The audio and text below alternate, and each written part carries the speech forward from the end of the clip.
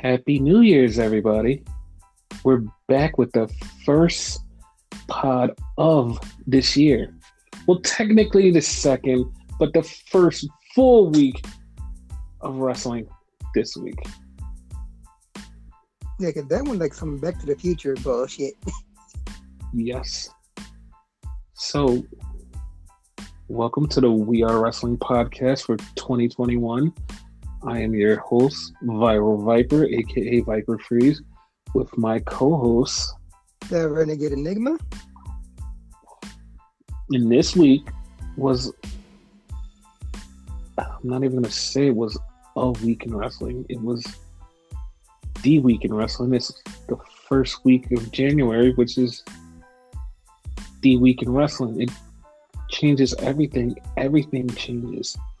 And we're just going to get right into it because this episode is literally too sweet. I see what you did there. Oh, you have no idea where this episode is going. This is just the beginning, pal. So we're going to get right into AEW because I know everybody's like, that has to mean something, right? That has to mean something. Yes, we're going right into AEW. We're going to talk about it. All right. And this is going to be one of the best podcasts this year. So, the show starts off immediately with, what is it, 16 man? It's not 8 men, right? It's 8 men. No, 16, right? 16, 8, 16? 8 man, because it's 4 on 4. I wouldn't be surprised if they eventually have a 16-man one day. But yeah. Didn't they try to have one, but like Wardlow got injured, and that's why? That was close. I think that was a 14-man. Mm-hmm. So it opens up with the Young Bucks and SCU versus the Acclaim in H2M610593111121690205996. Y'all have to thank fucking Viper for this bullshit. It makes it fucking hilarious. It does. So the match was like, okay, this is how I felt about the match. The match literally went like probably 15 minutes, because I'm not even joking. Like, I watched the match, I blinked, and the match was over. And I'm like, what the fuck? Like, and it was a couple, like, it's really funny because a couple people like tweeted about it. It was like, there was a move that was done in a match, and at the end of the match, and they tweeted about it. It was like, oh my God, I've never seen that before. That was so awesome. And that made me go, okay, so either you're a new Young Bucks fan or you've never watched them in Ring of Honor, because they did this spot, and like I've seen this spot like at least 3 times, because in Ring of Honor, the Addiction and the Young Bucks had teamed up before, and they also did a 3-way before where they did a move similar to this. They also did it in the AEW itself. No, this is the first time they did it in AEW. You sure? Because I swear they said it on commentary. Like, you know, they did it before. No. They teamed up before. Like, this is the first time in AEW they've done the best Meltzer ever. Yeah. Which is a combination of the Meltzer driver with Christopher Daniels' best moonsault ever. Yeah. When everybody saw it, like, they'd never seen it before, it was like, yo, that's so innovative. I've never seen that before. And I'm like, it's totally like 4 years ago, guys. Like, this is not new. And like all of the true Young Bucks fan was like, oh, I haven't seen that in a long time. Like, the newer fans was like, man, that was so awesome. I've never seen that before. I'm like, oh, well, you're a new fan. That's cool. Even I remember that, and I'm the one with bad memory. Yeah, and I'm like and I know people are like, you're kind of gatekeeping. I'm not kind of gatekeeping. I'm just trying to gauge of timeline of how long people have been fans of said persons. Yeah. So I'm not gatekeeping. I'm just gauging a timeline. Like, did they find them in New Japan when they were like straight up New Japan and never watched Ring of Honor, or like did they just like find them here? That's why I'm trying to gauge the level of like following of them. Yeah, you're not hating at all. You just, it's fact. Yeah. And then after the match, Christopher Daniels and Kazarian walked up to the Bucks and they were telling them about the thing on Dark where they said, hey, if we lose another match, we're done forever. No more us. We're done. And for some reason, like, they kind of threw out a challenge to him. And I don't want to say they actually threw out a challenge because it was kind of vague. They want the tag team titles, and it vaguely sounded like we're going to do this next week or something close to that. And I was like, this vaguely sounds like a challenge for sometime soon, but it vaguely also sounds like it's a challenge down a road. Like, I don't know if it was soon or down the road, but it was a challenge that was through out there. That was my understanding, yeah. So that's how, like, the show started. Then we had... Question, though. Not to cut you off, right? Mm-hmm. So, they had that whole rule. They lose, they're done, right? Mm-hmm. So they broke it up. If they were to lose this match, but it was the Bucks' fault, like, say Nick got pinned, right? Would you have to, and like, we can't really say because it didn't happen, but like, hypothetically speaking, if that would have happened, would they have been done? Because they technically lost the match. No. They had to lose as a tag team. Oh, okay. As a tag team, them two as a tag team have to lose. If they would have lost the 8-man, it would have been fine. But them two as a tag team losing, then that would be something different. Okay. Also, does it count with Scorpio Sky? Because Scorpio Sky is... No. Them two. Just them two. Okay. Yeah, just them. Okay. Then we had I didn't like this segment for like a multitude of reasons because it was Private Party in the back and they're like, they're the drinkers and they're the partiers. And Snoop comes up and they start talking about gin and juice. Like, for me, it just like, it came across racist. And I know you people are probably sitting there going, you can't say it's racist. I'm not a white dude. I'm not white. I'm black. I can say it's racist because I felt violated. Like, they just did this as like a weird black segment. I'm not saying this as like, and I'm not saying this as a wrestling fan. I'm saying this as a black dude. I felt kind of offended. Like, this is a little racial stereotype. Like, this is 2021. Like, leave that shit somewhere else. Like, it felt stereotypish. Like, and I know people are like, well, it wasn't really it felt stereotypish.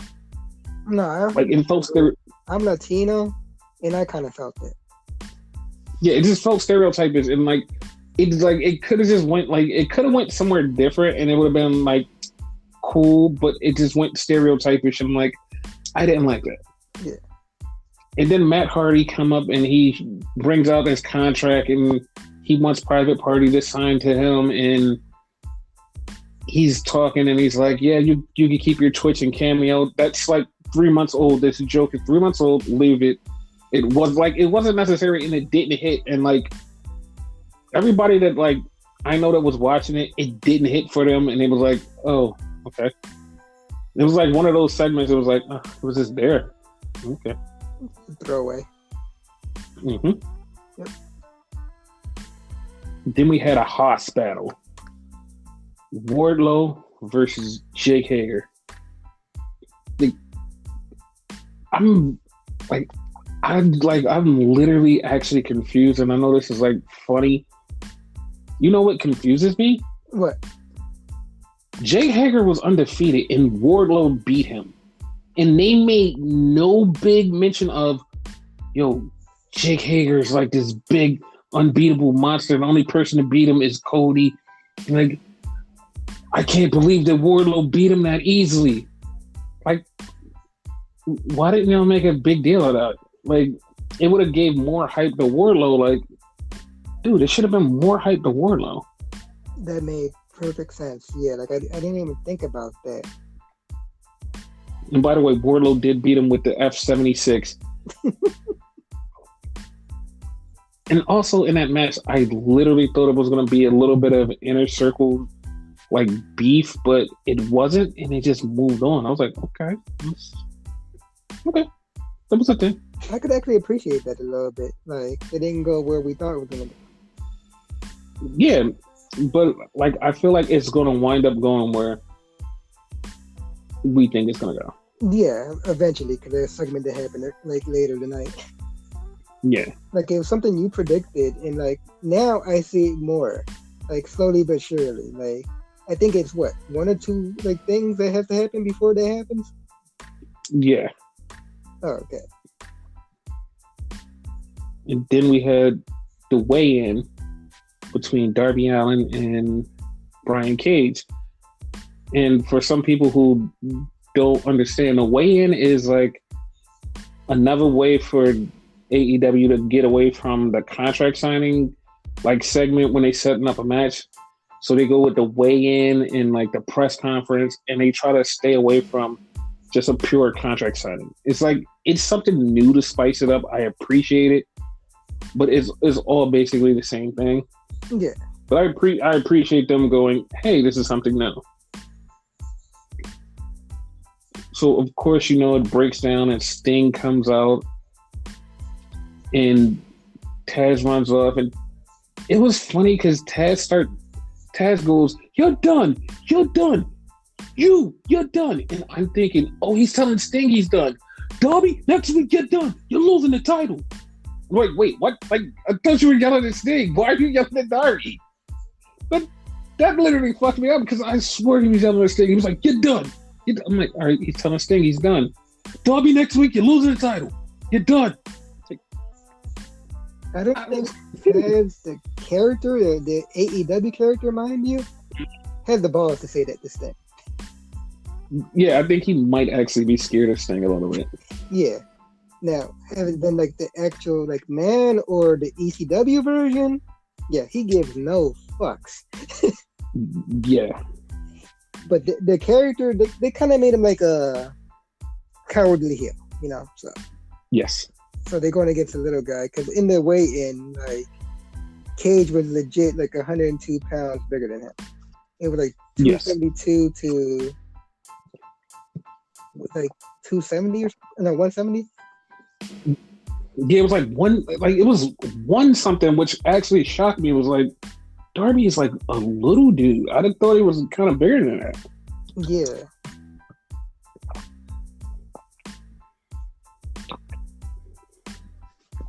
But now to the MJF segment that we were talking about, where MJF was in the back and he confronted Jake Hager. And I know I've seen this coming where he was like going to try to take over the inner circle, but like I kind of just thought that they would play it out a little bit longer, but like it kind of went right there. Like, hey, yeah, listen, I got this, and he's like, all right. Like, did you see like Jake Hager, like his response to him was like, he kind of was listening to him a little bit harder than he should have, and it was like, yeah, because he was pissed that Wardlow beat him. Basically, like that's the segment that made the big deal out of the whole thing, which they should have been moving the match. And like, MJF was like, yeah, I know you're undefeated. You were undefeated. You're undefeated in MMA, though. You're Jake freaking Hager. Like, you're a big deal. And then like Jake Hager said some shit to the fact, like, when you came in here, I was gonna whoop your ass, but I respect the fact that you came in here.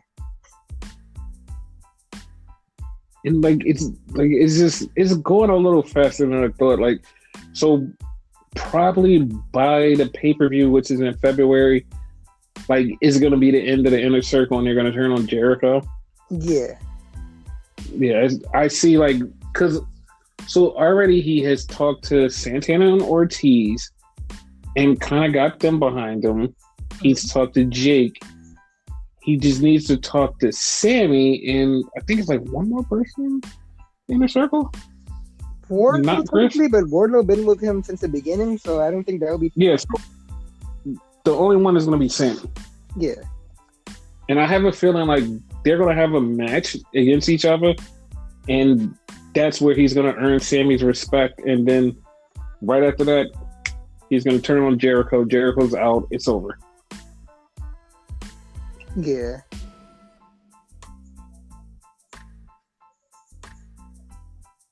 And then we had the women's title match, Abaddon versus Hikaru Shida.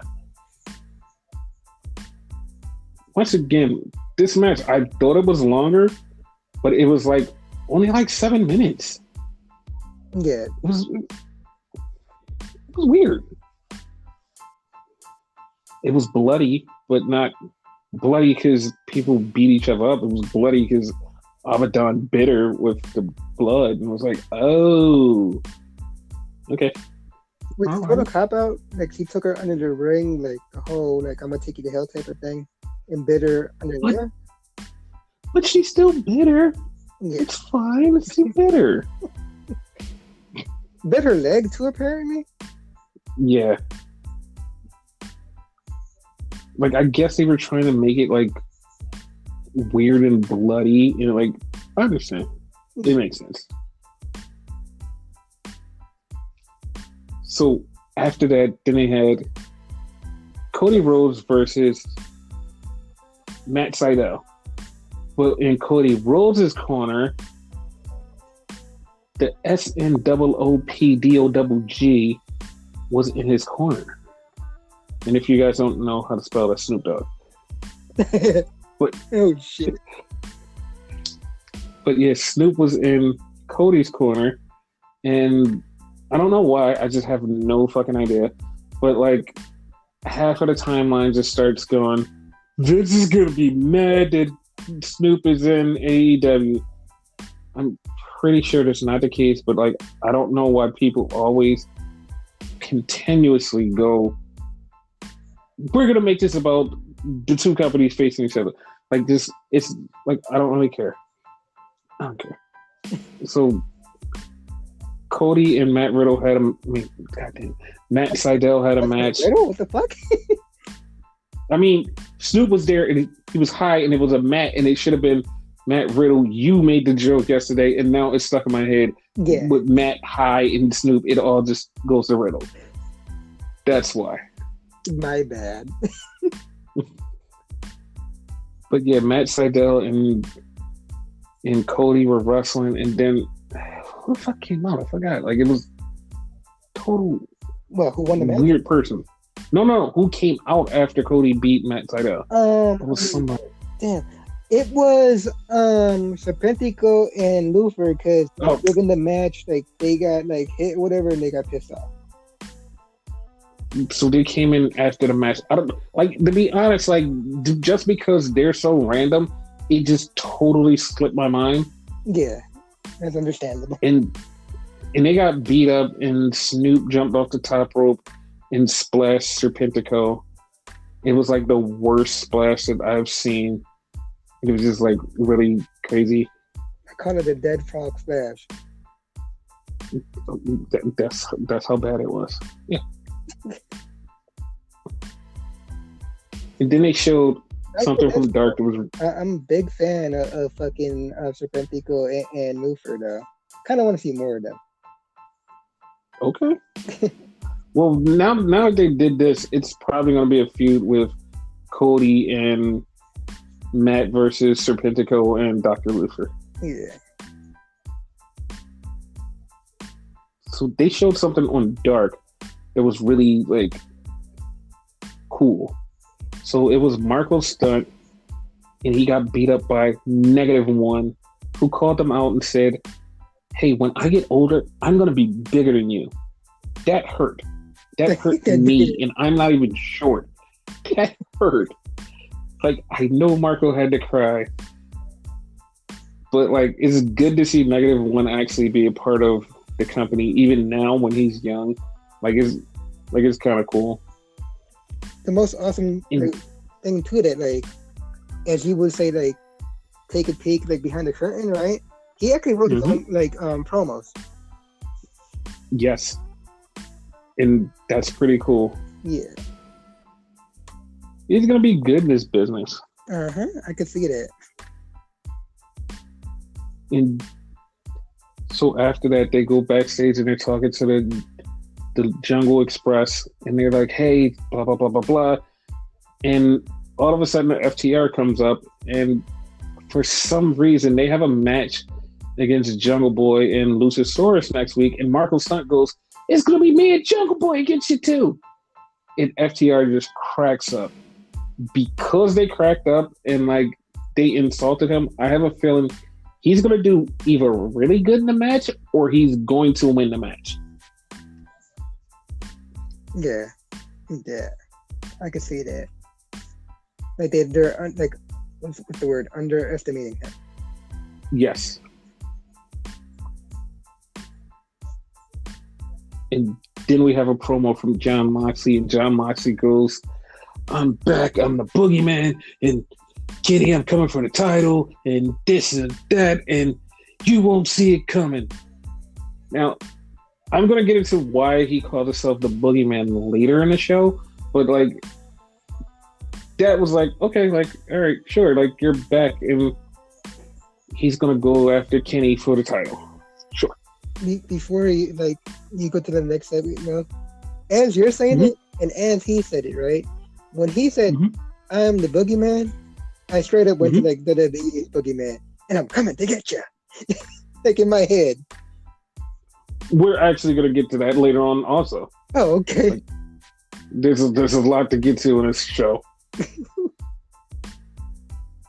So then we had the main event, Phoenix versus Kenny Omega. And this match was really good. Now, I'm going to preface this. I'm going to preface this like 100%. I'm going to preface this and say, I think it was good. It's a good match. I don't think it was even close to the top 5 matches of this week. I literally saw it and was like, "Oh, this is a good match," and just went on about my day. And I know people are going to be like, "Oh, you're hating on AEW." I will explain why this didn't even crack my top 5. So it didn't crack my top 5, and I was like, "Oh, it was a good match," but it didn't crack my top 5. It was good, but it was like, everybody online was like, "Oh my God, it's one of the best matches I've ever seen. One of the best matches I've ever seen." I'm like, literally, not even in top 5 of 2021 already. It was good, and I'm not saying, "Oh, it was so bad." It wasn't as good as everybody yelled and said it was. Not in my top 5. Just being honest. Okay.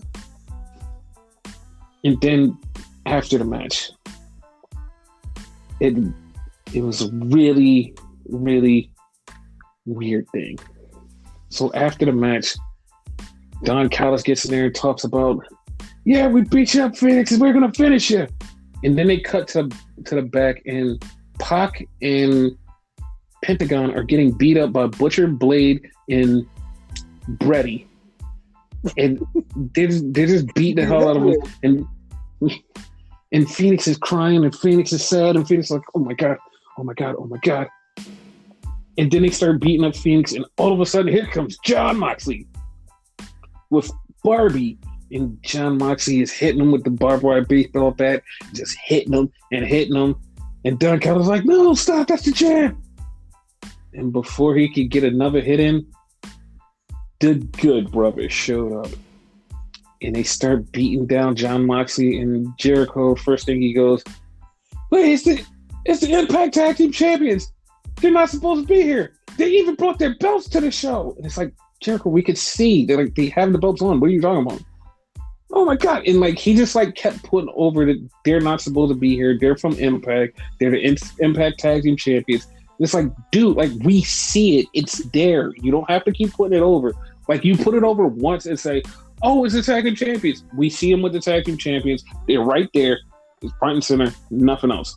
Like, it was, like, I felt like it was too much overkill on the pointing out, "Oh my God, it's them with the titles, and they're from Impact. They're not supposed to be here." Like, if you're going to do something like that, you can subtly just say, "Oh my God, it's them from Impact, Tag Team Champions," and then say, "What the hell are they doing here? Somebody needs to get them out of here. They need to go." Like, just keep going like that. Like, it doesn't have to be they're the Tag Team Champions. tag team champions shouldn't be in another show. What are they? And it's just like you kept pounding it in our head, like, hey. And I know, like, some people are like, well, what about the casuals that don't know? I'm pretty sure if the casuals are watching and you say it one time and they see the belts, the casuals are going to be like, oh, they're not champions from here. They're tag team champions from somewhere else. Exactly. Oh, okay, got it. Like, and it just kept happening. It was like he just kept pounding in there, like, in our heads, and it's like, okay, I understand. I get it. So as they're beating up Moxley, yeah, like, but like we already pointed that out weeks ago, and like I understand this is a new show, but like it is what it is. And then like everybody from the crowd came to stop them, and the Good Brothers start beating them up, and they're beating down everybody. They beat down the Varsity Blondes. They beat everybody. They just kept going and going and going. It was fucking crazy. Like it was just like it was crazy. And then the Young Bucks showed up. So the Young Bucks showed up. And what do you think happened? They defended the company, didn't they? They did. They defended themselves because they super kicked the Varsity Blondes. And everybody was like, what? And then they threw up the Too Sweet. And they had it up. And the Young Bucks reluctantly Too Sweeted them. So, ladies and gentlemen, the club is back together. Yay! No. So here's the thing, right? Mm-hmm. It's very funny because there was a tweet really early on that day. Now it ties into what I'm going to talk about next, because this is all a transition between my two segments, and this is the intersect of the two segments.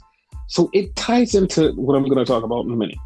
So they put out this tweet with a picture of them and Kenny Omega, and they just put out the picture. Now, mind you, like anybody who's like seen this picture and like knows what it's about is like, oh, okay, that was the official beginning of the Elite. The day of January 6th, New Year's Dash, when they beat up AJ Styles and they became the Elite, Kenny Omega and the Young Bucks. That was the day. And like put that picture out, and then later on having this Bullet Club reunion was like, oh, that made so much sense. And like it's still an overarching thing because it tied into the fact that New Year's Dash was on that day from New Japan, and everybody just thought, oh, they're just saying Happy New Year's Dash Day. And that's why nobody figured out this thing. And I was like, oh, okay, understandable. You get it? Yeah, like it was like a hint, but nobody picked up on it. Yes. Like, we're going to do this type of thing. Yes. So what was really funny was like Tama Tonga, like he said something about it, and bad luck. Yeah, and then Fale was like cease and desist, and Tama Tonga goes, yeah, that's totally not a thing. And come to find out, it's really not a thing. Like, I've heard half of this story. I never heard the whole story, because the Young Bucks was like, hey, we don't want to do the crotch chopping and like the whole DX type thing. We don't want to do that anymore. So they had to figure out a way to stop it. So they said that WWE gave them a cease and desist for doing all that stuff. Encapsulated in that stuff was the hand sign. Now, there was a caveat. Nobody can trademark a hand sign, so doesn't matter. Like, here's the first part about that. That is actually totally a fucking lie. Like, if WWE wanted to push hard, they would have did it. because DDP sued Jay-Z over him using a hand sign. Jay-Z said, fuck it, I'm not using a hand sign, paid him money, and said, bye-bye, get the fuck out of my face, broke bitch. That's what happened. Now, WWE could have pushed to say, you know what, you can't use this hand sign. But they didn't. They said, fuck it, it's a hand sign. We're not gonna waste our time trying to sue them for it. Fuck it. What did the Young Bucks do? They took that first cease and desist paper and said, hey, we're gonna play this up. We're gonna work this into the angle. And matter of fact, we don't want to throw up the Too Sweet anymore, so we're just gonna let it die. Hey, they give us the cease and desist. We can't do this. Hey guys, no more Too Sweet. Oh, sorry. So it never. You can still do it. Well, we can do it. We just said that nobody else can do it. What? So technically, they've always been able to do the Too Sweet. They just fucking played everybody and said cease and desist. Got everybody in an uproar. Hey, fuck WWE. We're on the Young Bucks side. Everybody shifted the movement. Everybody followed the Bucks because WWE are assholes. They sued them. When people find out that this is like a swerve, everybody's gonna be like, you know what, that's genius, and just go along with it. But I'm looking at it like, dude, like you really just swerved all those people. Like this is a thing. Like all of this is part of a swerve. Like that's fucked up. Yeah, it is. It is. But I'm so glad that the club is back together because they're the biggest, best, and greatest force in wrestling history. They're so strong. Dude, the Bullet Club is great. They're so strong. So strong. Yeah, no Tamatanga and all them. Dude, the Bullet Club is so strong. But we're going to talk about New Japan. And let's really see how the Bullet Club is strong. Okay. So, January 4th, January 5th was the greatest wrestling shows of 2021. I know everybody's like, dude, it just started. Some other show can be better. No. There's no. There will be no other show. I can guarantee that 2021, there will be no bigger show, better show than Wrestle Kingdom. Fucking no. And it was just all of this good stuff happened. So the show opened up with a Battle Rumble or Rando. I like the way that they said Rando. And so the winners, it was going to be 4 winners because the 4 winners will go on to the next night to have a match for the King of Pro Wrestling title. Now, a lot of people, I swear, either they did not watch, didn't listen, didn't pay attention, or they just totally were oblivious, did not pay attention to this. The reason I remember was because they announced it on my birthday, and I remember hearing it and going, huh, that's weird.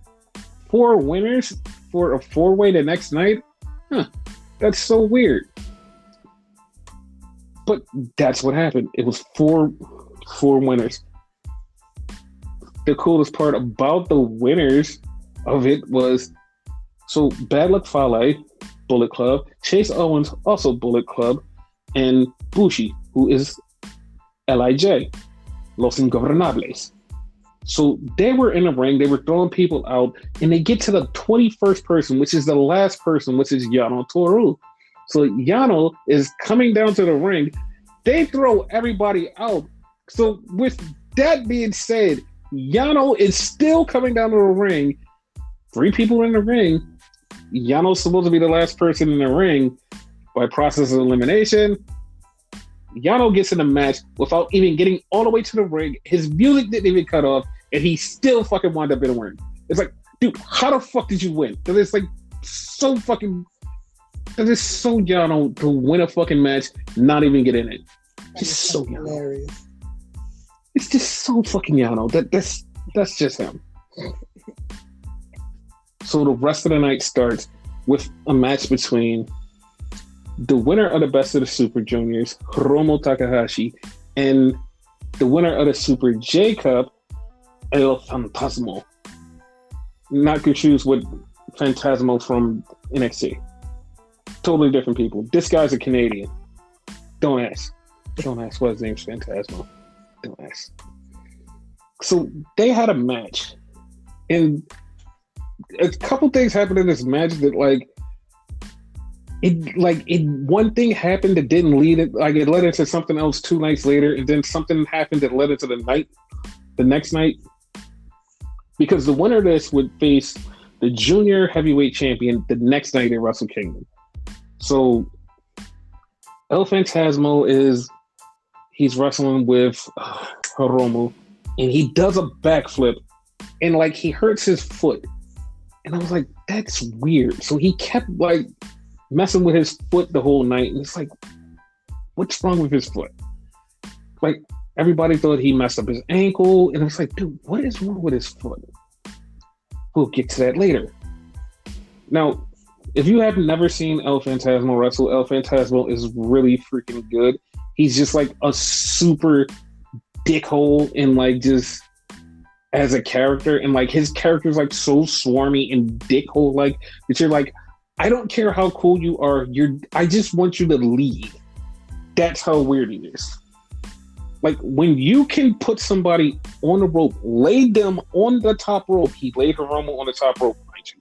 Laid Hiromu on the top rope, got up on the other corner, and walked the ropes very nicely while Hiromu is laying on the rope, and then he fucking drops an elbow on him.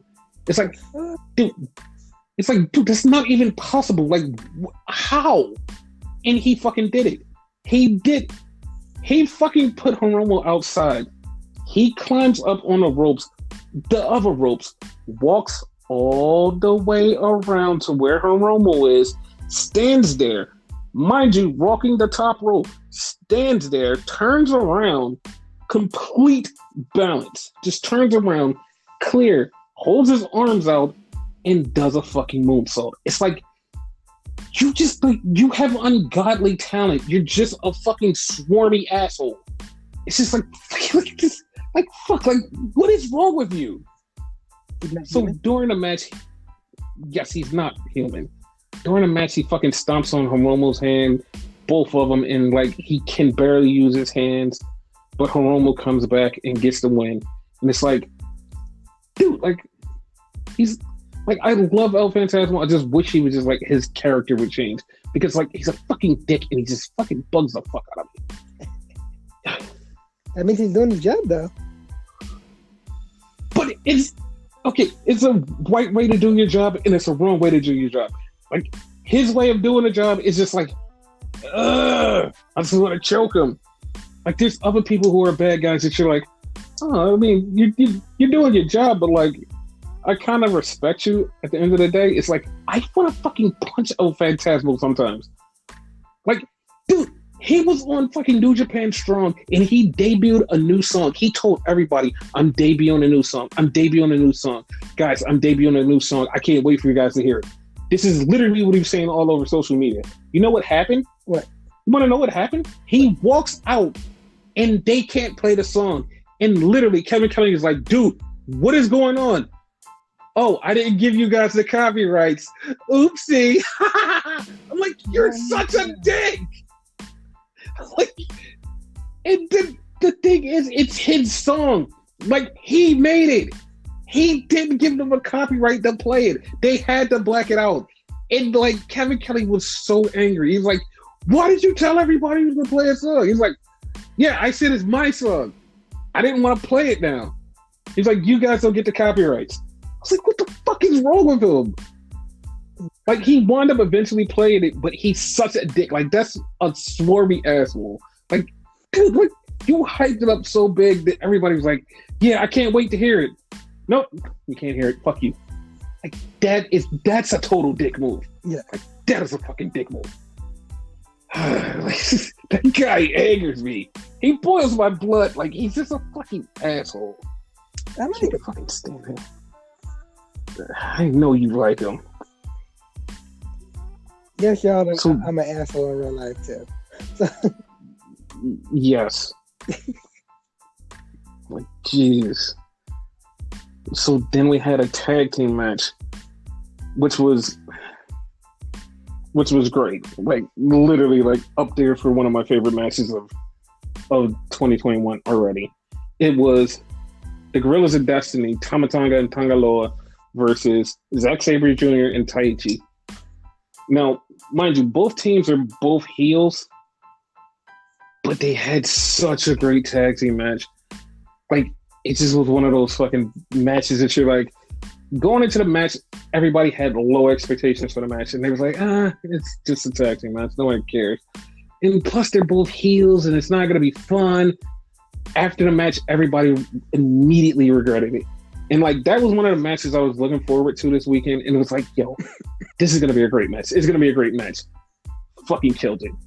Like, GOD won the tag team titles for the first time at Wrestle Kingdom, because every time they defend the titles, they always lose it. This is the first time they actually won the titles at Wrestle Kingdom. Also, the first time they won the World Tag League that they never have won.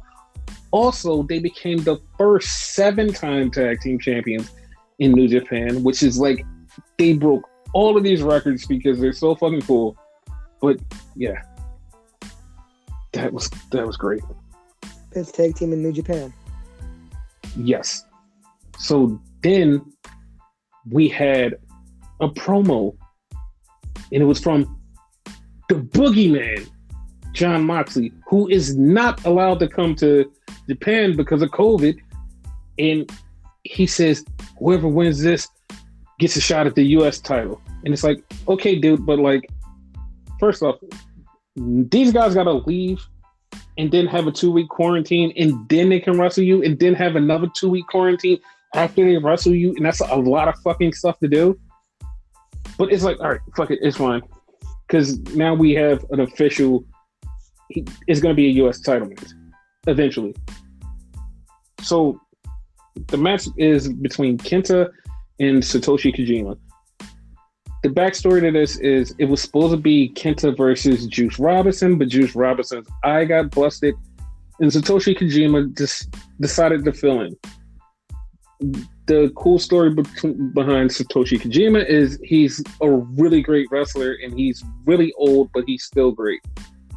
So him and Kenta had a match that everybody was like, once again, wrote it off, was like, nah, it's just gonna be it's just there. They had a match and everybody's like, okay, this is really good. Kenta beat him, but it's like, this is really good. Like, we didn't expect Kojima to step up. And I'm like, dude, yeah, he's 50, but like, he fucking wrestles. Like, he can fucking go when he needs to. It's not a fucking thing. Then we had a match between... Yeah. Then we had a match between Tanahashi and the Great Okarn. Okarn is like this big, kind of big dude, and like we've seen him as a young lion, and we're like, okay, he could kind of be good, and then like this gimmick, it just doesn't fit, and it's like it's weird. But he wrestled Tanahashi, who was like one of the best in the world, and it's like Tanahashi's coming up on the end of his career. It's almost over. It's almost done. And like he won't give up. He just wants to go out with flair, and he just wants to be this strong, like this bright light for New Japan. And it's like, dude, we know, we can see you can barely walk. You're not even 50. You're not even 50. You can barely walk. You can't do shit. Like, you need to take time off. You need to get your knees fixed. You need to stop. But no, Tanahashi goes in there and has like this killer fucking match with the Great Okarn. And it's like, the fuck just happened? Like, it's one of those things that it's a match and it's like, how the fuck did you even pull that off? Like, first off, we thought Okarn would suck. And like, you pulled off this fucking great match where he's like fucking beating you down and you're just selling, and like you beat him down and he's selling. It's like, dude, how the fuck did you pull that out of him? Like, this match was another match that was way too good before it was even supposed to. It's like, what is even happening? Magic. But Tanahashi, yeah, he's fucking magic. But Tanahashi beat him, and that was it. Then we had Okada versus Will Ospreay. Will Ospreay is now a heel, and he has his own faction. And Great O'Karn is in his faction, and Great O'Karn was the first one out of the team to lose. So now it's Ospreay's turn. He has to fight Okada, and he's in his big match, and he's going to beat down Okada. This match was like, it was just impeccable. Like, it was impeccable, the timing and some of the stuff that happened in this match. It was just like, Jesus Christ, like, these guys are fucking awesome. Like, Okada just like threw a drop kick like at pinpoint accuracy, like he always does. But the fact that Will Ospreay was in mid-move while he hit this drop kick made it like 10 times better. It's like, dude, like, this is just fucking nuts. But Okada did something that we haven't seen in a whole entire year. He hit him with the Rainmaker. The Rainmaker had retired it and started using this new move called the Money Clip, which is basically like, I don't even remember what move it is. I want to say it's like the $1 Million Dream, but it's not, because it's like a sit-down version of it. Okay. But he's been using it, and like no one has saw the Rainmaker in months, years, and he finally brought it out, and he used it to beat Okada, and the whole entire crowd popped. Like, oh, that's fucking awesome. So then we had the world title match. The challenger, Kota Ibushi, versus the champion, Tetsuya Naito. Now, the winner of this gets to fight Jay White the next night. Like, Naito and Ibushi cannot have a bad match. The only problem with them not having a bad match is they literally try to die each match they have, because somebody gets dropped on their neck, somebody gets fucked up really bad, and they just keep going. Like, the match, it was so good and so deadly at the same time. It's just like, oh, this is so beautiful. And Ibushi won with the V trigger, and then he hit him with the Kamigoye, and he pinned him after he did it twice. And it was funny because he hit him with it, and he got the 1, 2, 3. The ref goes, "It's over." And Ibushi has been dropped on his neck throughout the match and beat up so bad that he literally, after the ref tells him he won, he looks at Naito, he looks at the ref, he's in confusion. He just lays back down and grabs Naito's leg again. And the ref's like, "No, dude, you won. You won. You don't have to do it." And he's like, "Wait, I did it? Yeah, you did it." It was really funny. Wow, he did him that bad. Yes. And this was Ibushi's first world title reign in New Japan. But before he can officially celebrate, Jay White, fully dressed up in a suit, comes out and just basically tells Ibushi, "Great, you did this. No matter what you think, you're losing the title tomorrow because you have to face me." And then he just walks off and told him, "Celebrate for the night because you're only going to have the title for 24 hours. It's like, okay. You're probably right, Jay. You're probably 100% right. So then we get to night 2. We have the 4-way. Before you go, question about that before you go into that, right? Now, yes, their world title, as of right now, is fused with their IC title. Like, yes. I don't know if they're gonna like eventually like separate them. I think the word was they were gonna try to do that. Now, you just said it was his first world title win. This is his second IC title win, I think. Yes. Okay. Yeah, this is the second one. All I want to know. Yeah. Okay. Yes. And he said that he wants to fuse the titles And I'm just thinking that's the dumbest thing, but also Bushi is also dumb because he says there's 25 hours in a day. So we're just going to cancel out what he says and we're just going to move on because he's a dumb himbo. We're just going to leave him alone. Just no one talk to him. Himbo. Just leave him alone. Leave him alone. So then we had the four-way with Yano, Chase Owens, and Bushi. Not Ibushi, but Bushi, the dude in the mask. A lot of people get that confused. They're totally different people. I know that they had like similar names, but totally different names.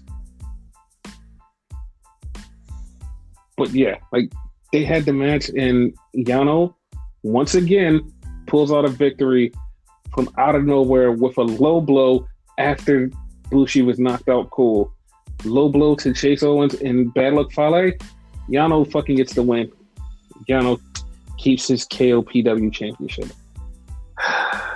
It's just weird. We had a junior tag team title match with Master Wato and Ryosuke Taguchi versus El Desperado and Yoshimuro Kanemaru. This was a throwaway match. I literally thought Master Wato was going to win. Him and Taguchi was going to win, but they totally lost. And was like, oh, well, that sucks. It was total throwaway match. Nobody cared.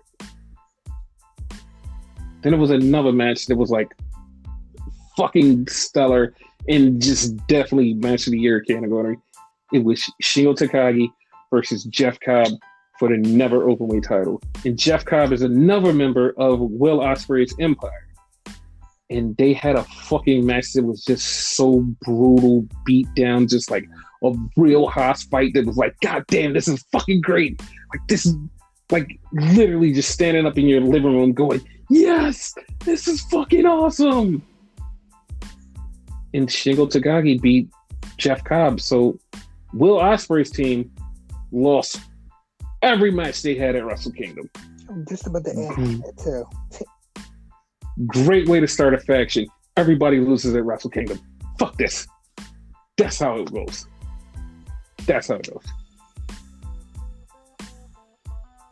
And then we had Sonata versus Evil. And they used to be best friends because they were in a group together. Evil turned on the group. And now Sonata, he's kind of trying to get revenge. And the whole story of the match was Sonata needs to turn it up. He needs to turn his levels up. He needs to get better. Like, Sonata needs to do something to take it to the next level. Sonata just is stuck in third gear. He needs to fix this. He needs to do it. Sonata wins. Sonata wins using his own style. Sonata is just Sonata. Like, Jesus.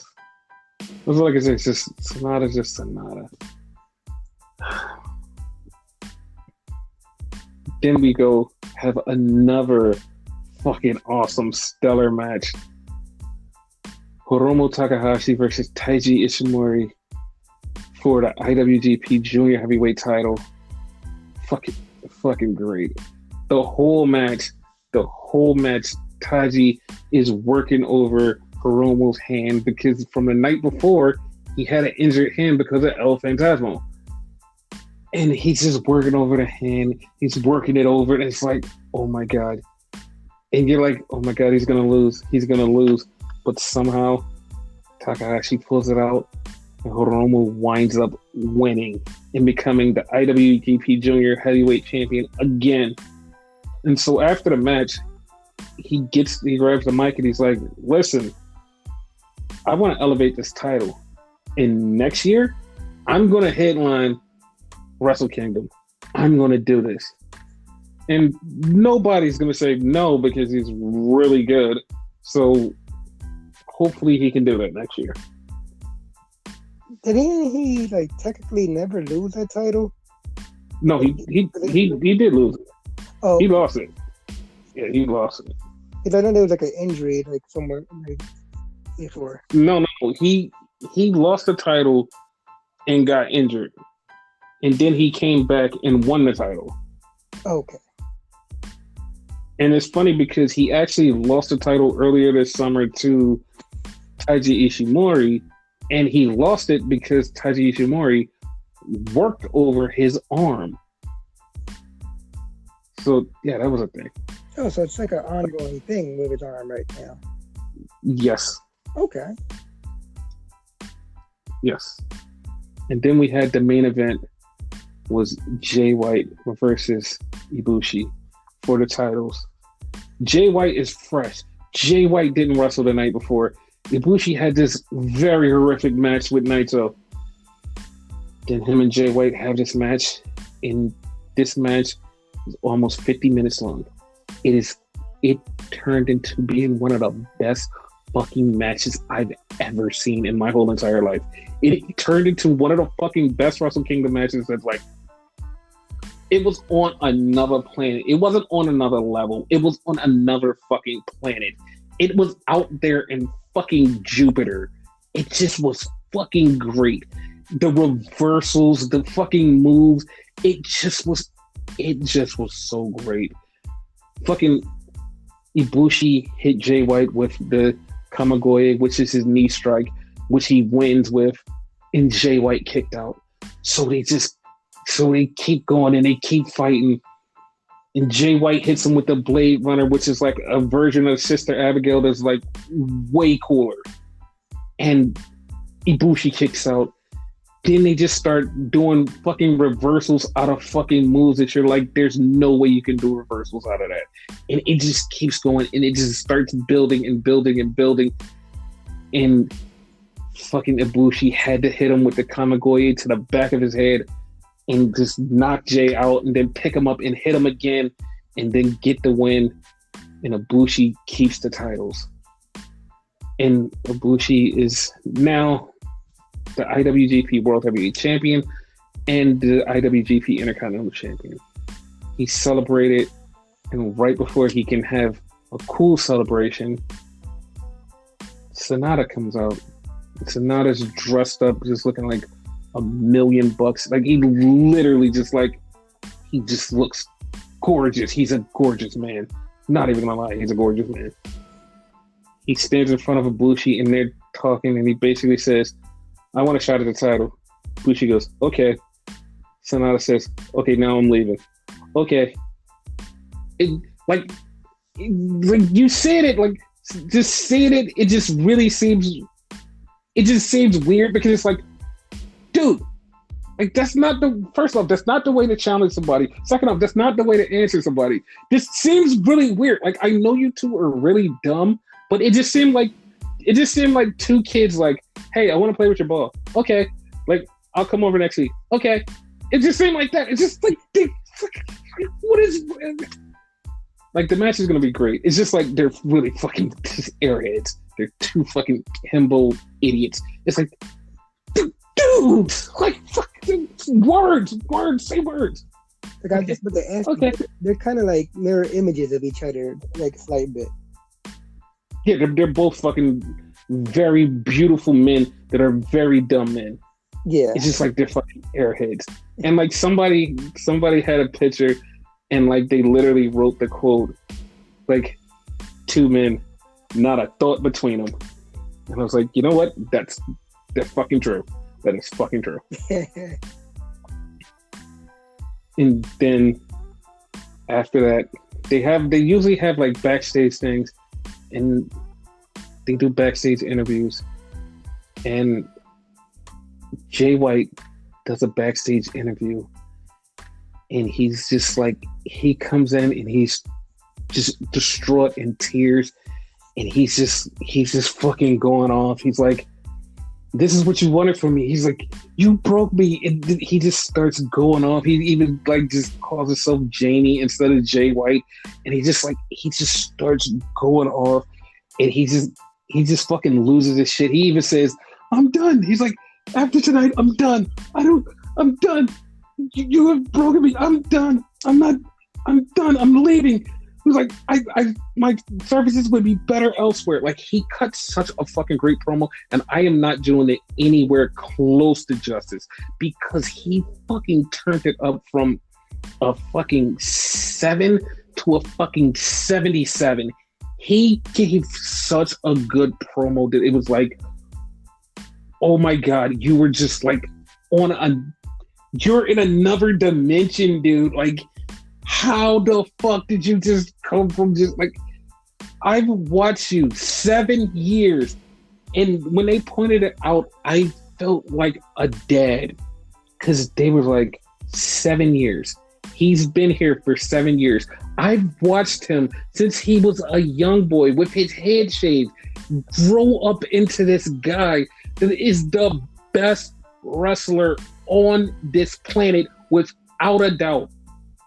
He was so good at what he did that everybody thought he was leaving the fucking company. And then on top of that, everybody who talks about all these people go, oh, this person is the best in the world. Nobody can touch him. Nobody can touch him. At the end of the fucking day, all they were saying was, Jay White is the greatest wrestler to ever leave. And they pointed out once again, he's fucking 26 and he is this good. What is he gonna do now? Jesus Christ, this kid is just like amazing. I promise I am going to do everything in my power to write for this kid one day. This kid, I'm going to make money off of this kid. I'm going to be happy and make money. Jay White is he's a megastar. And oh my God, like if you want to say, oh, well, does he look the look? Like, literally look up a picture of Jesus. Like, well, not the real Jesus, like the white version of Jesus. Look up a white version of Jesus, and you pretty much got a clue of what Jay White looks like. But also, when you look up that picture of white Jesus, add muscles, add a toned, muscular body to that white Jesus, and there you go. There you go. I put it like this. You know how you said Kota Ibushi, and I had to say Kota Ibushi so people don't confuse it with Ibushi. And a lot of are gorgeous men, which I agree, right? But you have to put Jay White in that shit too. Yes, Jay White is the thing about him being a gorgeous man. Those two are himbos. They like are total airheads and they're not smart. Yeah. Jay White is smart. He's not only smart in the ring, he's smart outside. He literally can talk you into a match and be like, oh my God, I can't wait to see this match. He literally can talk you into hating him. He can talk you into loving him. He is very smart, meticulous. And when he's in a match, he does stuff that can point by point by point. You watch this match and be like, oh my God, I see why he kicked him right there, because he used that as a point later on. Because he's very meticulous and smart. He's a genius in the ring. He's a genius outside of the ring. He's like, he has everything. Like he has everything. Like, he's just so great. So great. Fucking love that guy. Like, seriously, like, he's like, I'm not even gonna say he's my man crush because he's younger than me, but like, Jesus, I love that guy. Fucking love him. I think he's a decent human being. There's more points to him. Decent human being? He's not even a decent human being. He's a great human being. Like I can't. Like, I know you people like have heard me before. Just like totally talk about how good he was. Like, every time he comes around, they're like, "Oh my God, here's another Jay White thing. It's just gonna suck him off." You're damn right. It's gonna be all over my face because I'm gonna suck him off every time because he's fucking great. Fuck you guys. Jay White is great. As a great person, he's up there with Ali. Because that motherfucker's like a nice guy too. Yes. And to like all of you people who's like quote unquote faves that you think it's like, oh, my fave is the greatest. My fave, like, Jay White can't hold a candle to my fave. You do know that your fave lost to Jay White. And also you can credit Jay White with giving you AEW. So yeah, go off. Also, credit him with giving your fave the world title. But no, go off and say how bad Jay White is. Yeah, go ahead. Suck me off while I suck him off. Okay? How about that? Fuck you guys. Guys, assholes. Since like the club can't say it anymore. Suck it. Yeah. No, they can say it. They can fucking say it. They just don't want to say it. No. Because they're fucking... According to them, they can't say it. Suck it. According to them. Fuck them. Cease and desist me. Fucking... No, they won't. We won't get a cease and desist. Jeez. But yeah, that was New Japan Wrestle Kingdom 15. Awesome show. Yes. Like I've seen clips here and there, so I gotta like find like the actual show. On to another awesome show, but precursor. Have to put this in there. NXT UK, right? Mm-hmm. Ben Carter, who was on AEW Dark, and I think he was on one episode of Dynamite. Ben Carter is now in NXT UK. Ben Carter was also trained by Seth Rollins. Now, this is actually fucking just awesome, because Noam Dar has a little podcast thing, not a podcast thing, but like a video thing. Yeah, and on the show, right? He's basically talking shit, and then like all of a sudden, Ben Carter winds up having to face Jordan Devlin for the Cruiserweight Championship, and they have a fucking killer fucking match.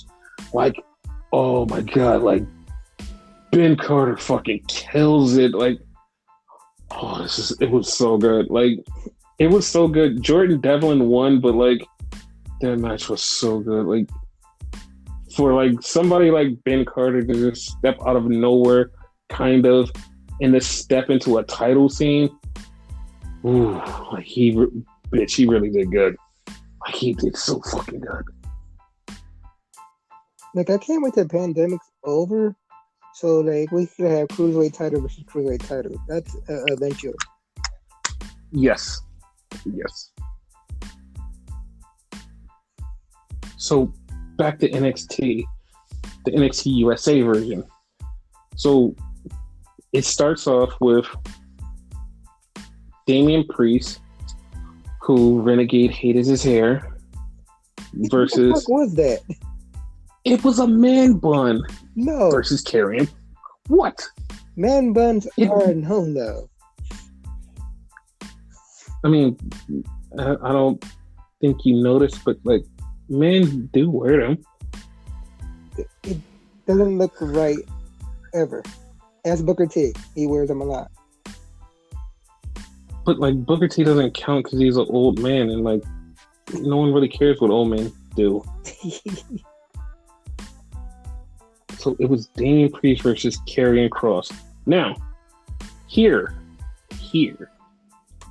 So earlier in the week, well, not earlier in the week, well, yesterday or the day before, it came out that Damian Priest was going to get a call up. And Damian Priest was supposed to show up on SmackDown last week. I was going to say this week, but last week.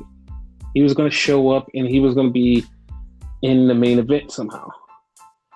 And then we found out, like, why? Because, you know, Vince McMahon and plans changed. Because the original plan, which made no sense, why I see it didn't happen, they wanted him to be Kevin Owens' best friend and save Kevin Owens. That makes no sense. Kevin Owens said it made no sense. Jey Uso said it made no sense. Roman Reigns said it made no sense. Bruce Pritchard even said it made no sense. So it made no sense enough for Vince to go, you know what? Never mind. Like, okay, that was stupid. It was really stupid. But here's the thing, right? He wasn't the only call-up this was supposed to happen. Okay. So you can kind of blame this one on me. So I'm going to tell you who it is later on, but you can also kind of blame that one on me. But as far as the Damian Priest though thing, Priest will be showing up because after him and Karrion Kross had like this brutal match, like Karrion Kross won. So, you know, when people like that lose, like Damian Priest lose, you're definitely just going to see him on the main roster soon. Do we kind of consider that squash though, the way it went though? Yeah, you have to. You kind of have to. Because he kind of got destroyed. Like I didn't expect that like that to that level. Yeah, like, but you have to remember, like, Karrion Kross is like a badass. Yeah. Yeah. But they both are. That's the thing. Yep. And then we had another cruiserweight title match: Santos Escobar versus Gran Metalik, which actually surprised a lot of people, not me, that this was a good match. Well, okay, so since people have only saw Gran Metalik, the WWE version, they thought, oh, he can only do this much. Well, Gran Metalik outside of WWE can do a whole lot. And Santos Escobar also outside of WWE can do a whole lot. Now, when you're in NXT, they kind of give you a little bit of free range to do stuff. So they had a really good match because they had free range to do stuff. Of course, Gran Metalik lost to Santos Escobar, but yeah. But he did good though. That was out of the three of the Lucha House Dragons, as you would say, right? Mm-hmm. He's my least favorite, but he actually proved himself in this match, and like I actually like him, and I want him to stay in the next two. Yes. Like I've even said it on this podcast. He's always been my favorite. Yeah, you said that. So then we had Mercedes Martinez promo, and she said that she's coming for Io Shirai, and she's going to take her title. Once again, it just totally throws a monkey wrench in my Toni Storm versus Io Shirai thing, but fine, I'll accept this because it's Mercedes Martinez, and we are huge fans of Mercedes Martinez. Yes. So fine, I'll accept it. And then we had Xia Li make her return under this new kind of, kind of racist gimmick of like this Chinese dragon torture thingy, but that thing. I would say the entrance was like awesome as hell though. Yes, it was an awesome entrance. But she beat up, I want to say her name was Catalina because I think it was Catalina. It was Catalina, yeah. Yeah, she beat the living hell out of her. Like, just beat the crap out of her. Like, if I'm not like, mistaken, Jesus. She's the one that teamed up with Sin Cara for a minute. When she Yes. was here. Yes. It was like, Jesus, she beat the hell out of her. Yeah, like she got buffed out of nowhere. Like, what the hell? Mm-hmm. Like, yeah, she's gonna be someone like eventually. Yeah, and Triple H really loves her, so yeah, she's gonna be a star. Yeah. Then we had the kind of just a halfway look of who's gonna be in the Dusty Classic. They said Everrise, Undisputed Era, Breezango, Imperium. I think they also said, where's the young veterans? They didn't say them. They didn't say them. They actually didn't say them yet. Like, I swear I've seen them, but okay. That's the thing, because they said a bunch of names, but there were more teams that come. Oh, okay. And that's why later on, we'll say later on in the show we do find out that the Grizzled Young Vets are in it. But when they made the initial thing for the tag teams, they weren't named. Oh, okay, so it was Imperium. For some odd reason, I thought it was the other way around. Okay. Mm-mm.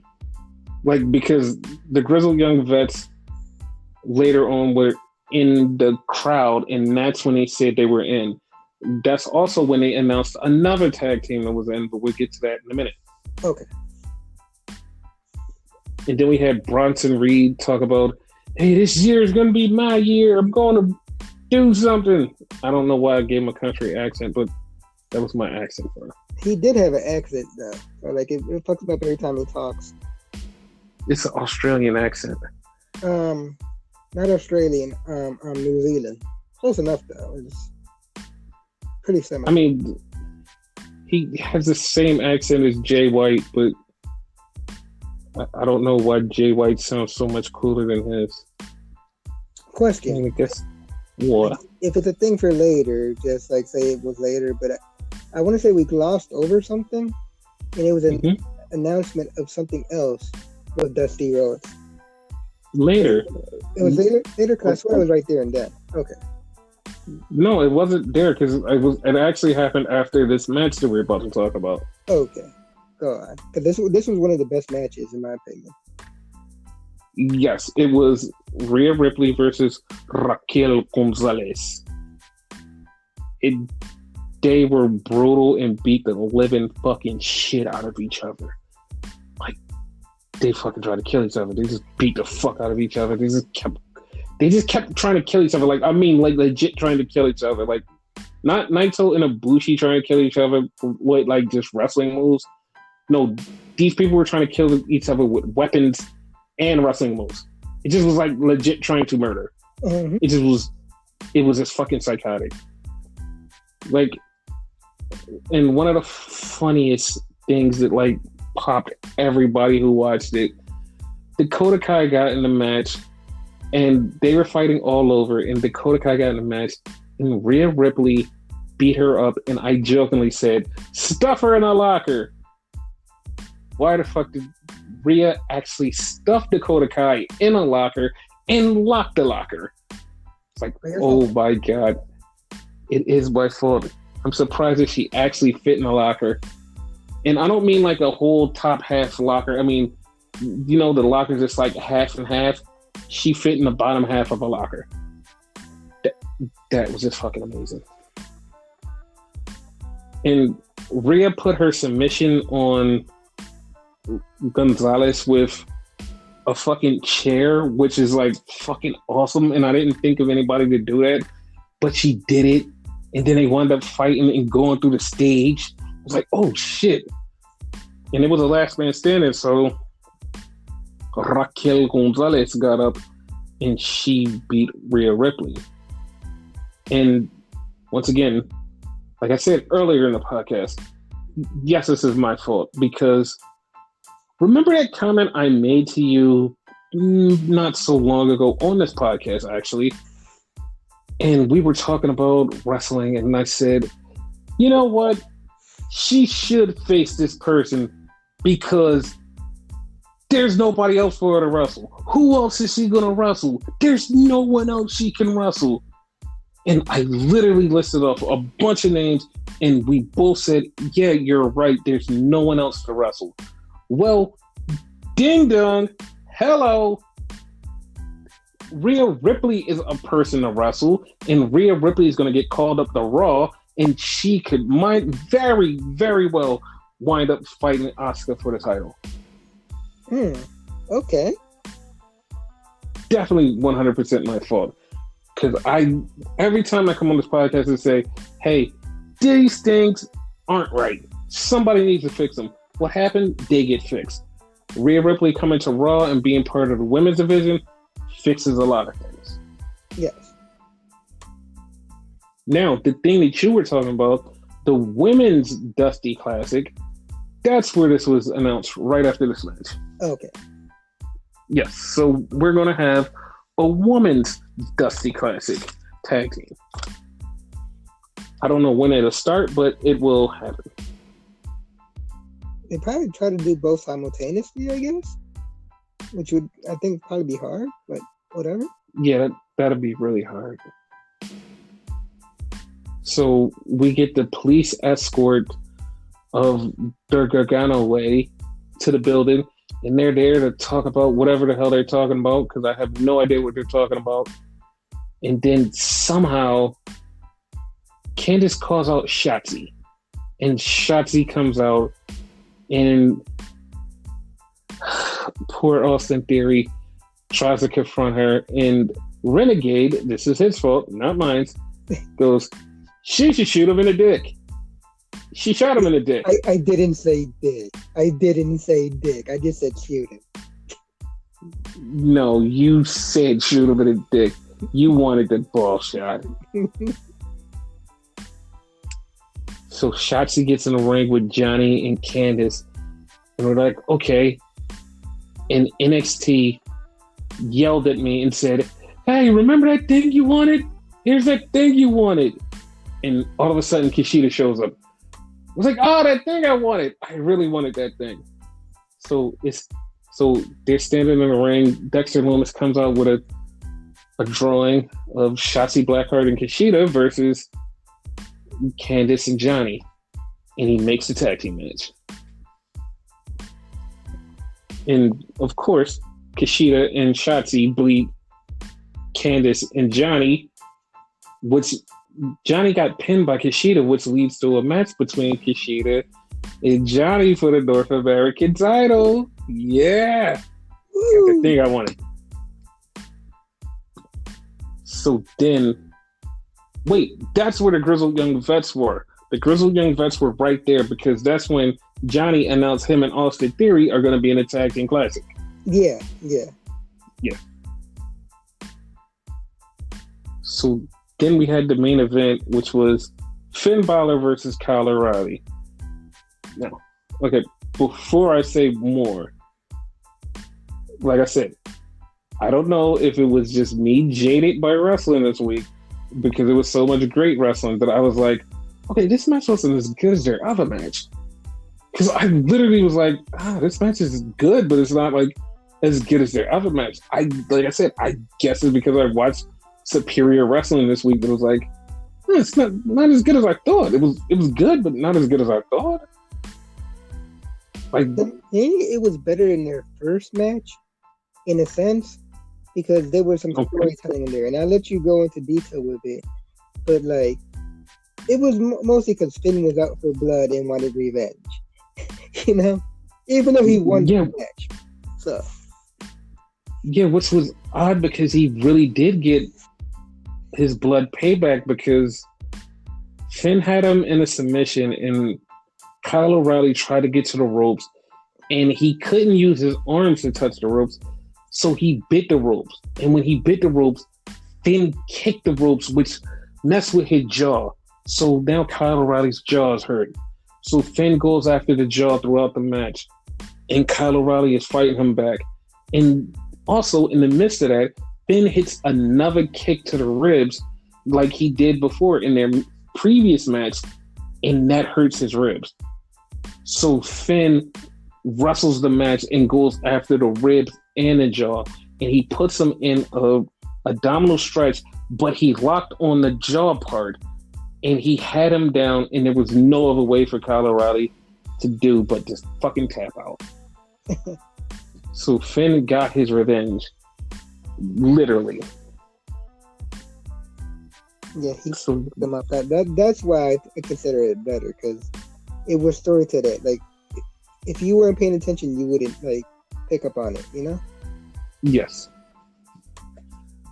But yeah, that was NXT. Yeah. So, well, are you ready for the not so good show? No. Good. Didn't even lie. So it starts off horrible because Hulk Hogan is the first thing you see on Monday Night Raw.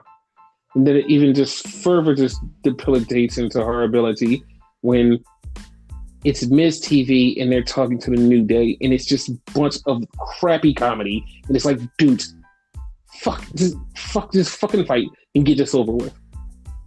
What do? They fight and get it over with, and it just was. The bad part was I zoned out so much, I have no idea who won. I believe Miz and Morrison lost, but I'm not sure. Yeah, don't count on me to tell you who won, because like this Raw was horrible. I usually give Raw credit, but I can't even this one. Yes. And then we start off with the Randy Orton I'm going to scare all the legends and myself show. So Randy comes up and Charlie Caruso goes, Randy, what happened with Alexa last week? And Randy says, she was too wet and I just couldn't burn her. And it's like, dude, you just killed a man before and now you won't kill a girl. Like, why? It's easy. Just fucking kill her. And he just goes, you know what? But there's some legends around. I think I might hurt them. And then he just walks off and it's like, dude, I don't know what's happening. I really don't know what happened. I just was so baffled. I was so goddamn baffled. I didn't know what the fuck was happening. So then we get a rematch. AJ Styles versus Elias. And apparently, no one knows who's the heel. No one knows who's the face in this match. Again. And so Jackson Riker gets in the ring after the match because AJ wins, of course. And he tries to swing a guitar and almost kicks the guitar out of his hand and breaks it. It's like, oh, Jesus. He's really strong boy. And he can kick really fast. He's really good. And when Viper says kick, you think somebody his stature, big boot.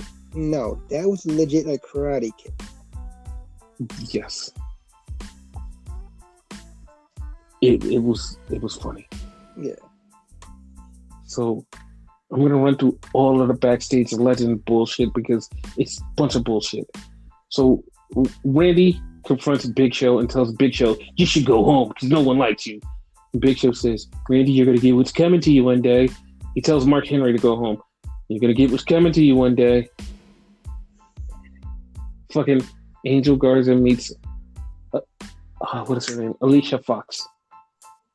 And he tries to give her a rose. Alicia Fox goes, no! So he walks off and then he sees Mickie James and tries to give her a rose and she's standing between full gear Tatanka and Sergeant Slaughter. And Sergeant Slaughter takes the rose and says, no, maggot. Oh, okay. All right. Whatever. So then we had a tag team match with Charlotte Flair and Asuka versus Lacey Evans and Peyton Royce. So this match was weird and very crazy because Charlotte came out with her dad, Ric Flair. And so during the match, Lacey Evans just starts flirting with Ric Flair. And at first, Ric Flair looked like he didn't want to get into it. And then Ric Flair looked at her and said, you know what? She's blonde. She's super hot. I think I want some. And they start arguing. And Charlotte winds up losing because Ric Flair tries to trip Peyton Royce and trips her, and she gets the loss. And then Lacey runs out and kisses Ric Flair on the cheek and just runs off. And Charlotte just tells him, get out of here. I never want to see you again. Get out of here. And then he leaves. Then we go backstage and we see Tori Wilson, who is 18 feet tall, with Nikki Cross, and they're talking, and Angel Garza comes up and he looks up at Tori Wilson and says, here's a rose for you. And she goes, hey, Cardi B and Ariana Grande is over there in that room. And there's a callback for you guys. He goes in the room and opens the door, and All of a sudden, I'm the boogeyman. I'm coming to get you. And he pops up, and Garza starts running, and R-Truth rolls him up and pins him and gets the 24/7 title back. For like the 50th Then we cut time. Actually, the 50th time. He's not even joking. It's like legit the 50th time. Oh shit! And then we see Ric Flair, and he's talking to Randy Orton, and Randy Orton says, "You don't deserve that. You don't deserve any of that. You're Ric Flair. You used to be my idol. But I love you, and go away." Okay? Like, I don't know why Randy's been, like, mean to the legends, but none of it mattered. None of it mattered. He's bored. Basically. So, it was supposed to be a match between Mandy and Shayna. Like, Mandy's coming down the ring, and Shayna just comes up behind her and chokes her out.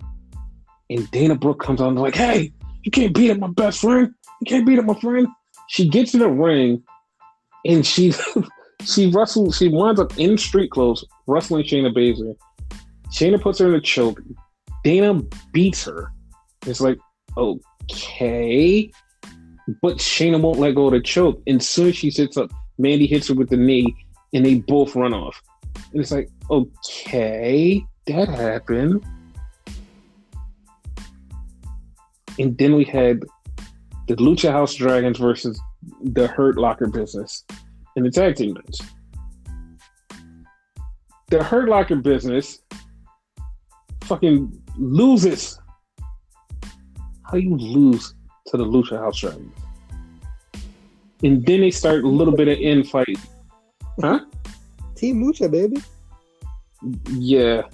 They start infighting. Shelton's fighting with Cedric, and Cedric's fighting with him, and like Cedric just leaves and goes, "I got this," and he just walks off, and like MVP and Shelton are looking at each other like, "What the fuck is he talking about?" He's like, "I'm telling you, I'm gonna fix this," and he just walks off, and it's like, "What the fuck is he doing? Like, what is he doing?" Like, they were so baffled because I was baffled. They just fucking walked off. I'm like, "What the fuck is he doing? The fuck?" Like, whatever. And then we have Bob Lash versus Matt Riddle. Whoa. Oh, they both have something in common. Yes, they do. So this was actually funny, and like this is the funniest thing that makes this even funnier is because I seen the ending, you've seen the ending, we both seen the ending, we popped for the ending. Now, I listened to 2 broadcasts this week that have criticized this ending. One, because they totally missed it and was like, "I didn't get that." The other one was because it didn't make any sense. So we're going to tell you people, first off, it made sense. Second off, I don't understand how people watch this show and just go, "It makes no sense." Like, we heavily criticize AEW, but we still watch it and goes, "It makes sense. This thing makes sense." Mm-hmm. Like, when I said the Serpentico and Dr. Luther thing made no sense, what did Renegade do? He stepped in and said, "Hey, it makes sense because of this." Now, that is making sense of the stuff. We literally connected dots and put shit together. And it's like, oh, that's why. Regardless if you like it or not. Exactly. Some people are just so fucking brain dead. But Matt Riddle gets put in the Hurt Locker business. I mean, get put in the Hurt Lock. He's in the Hurt Lock.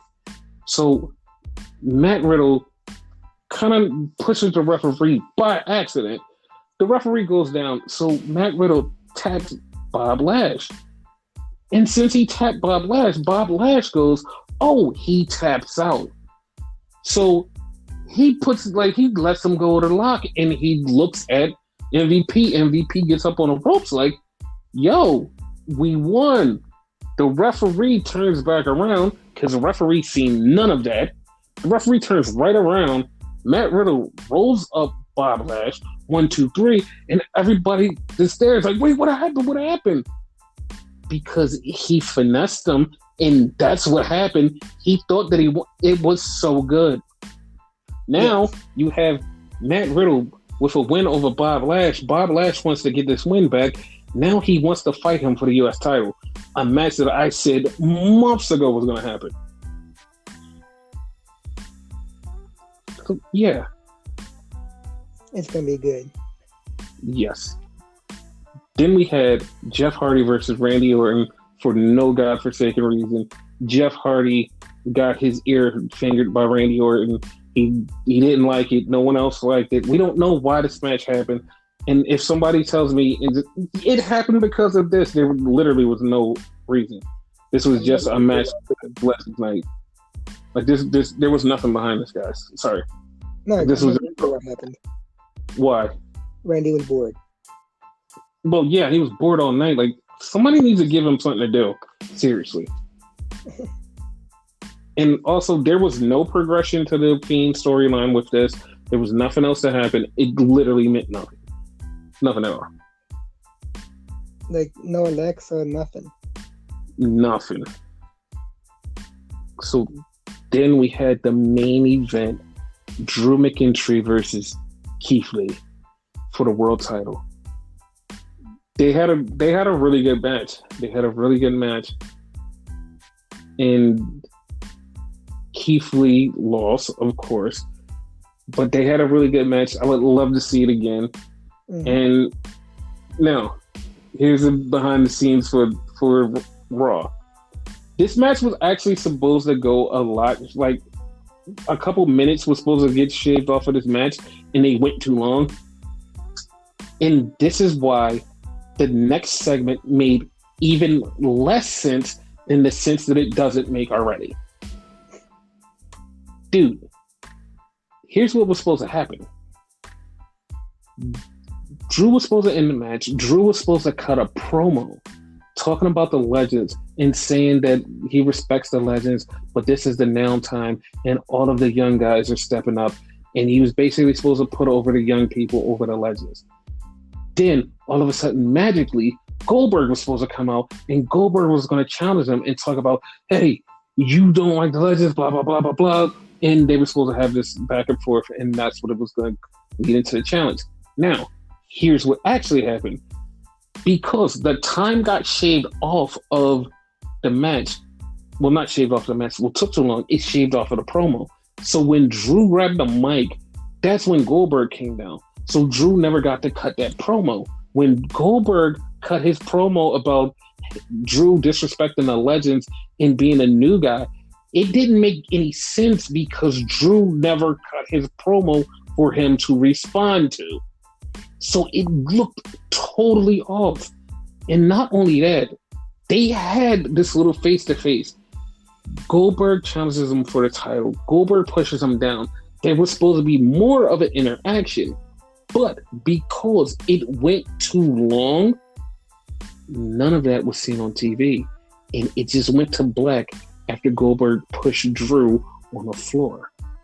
It literally was too much time wasted. Yeah, it actually made Drew look weak.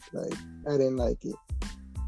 The whole thing was weird because I believe if, and I'm just saying if there was more time, it would have made sense because the promo might have gave some credence to why we're getting this match. It would have made it a little bit more understandable where everybody could be like, you know what? That actually makes sense. I'm okay with that. But we didn't get that because of the time constraint.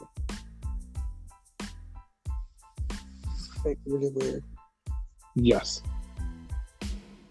And honorable mention because this is Jesus Christ, this was so good. This was fucking beautiful. This was art. This was one of those things that out of promos of the week, this is the second best promo of the week.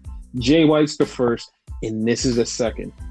Ali was on Talking Smack and fucking went off. He fucking went off. This chef's kiss fucking went off because he said Why do they keep bringing back the legends? Why do they keep putting down the young guys? You keep bringing back the legends, and the young guys are right here. You overlook them. He's like, I'm right here. I can't even get on the show because all they're focused on is the legends this week.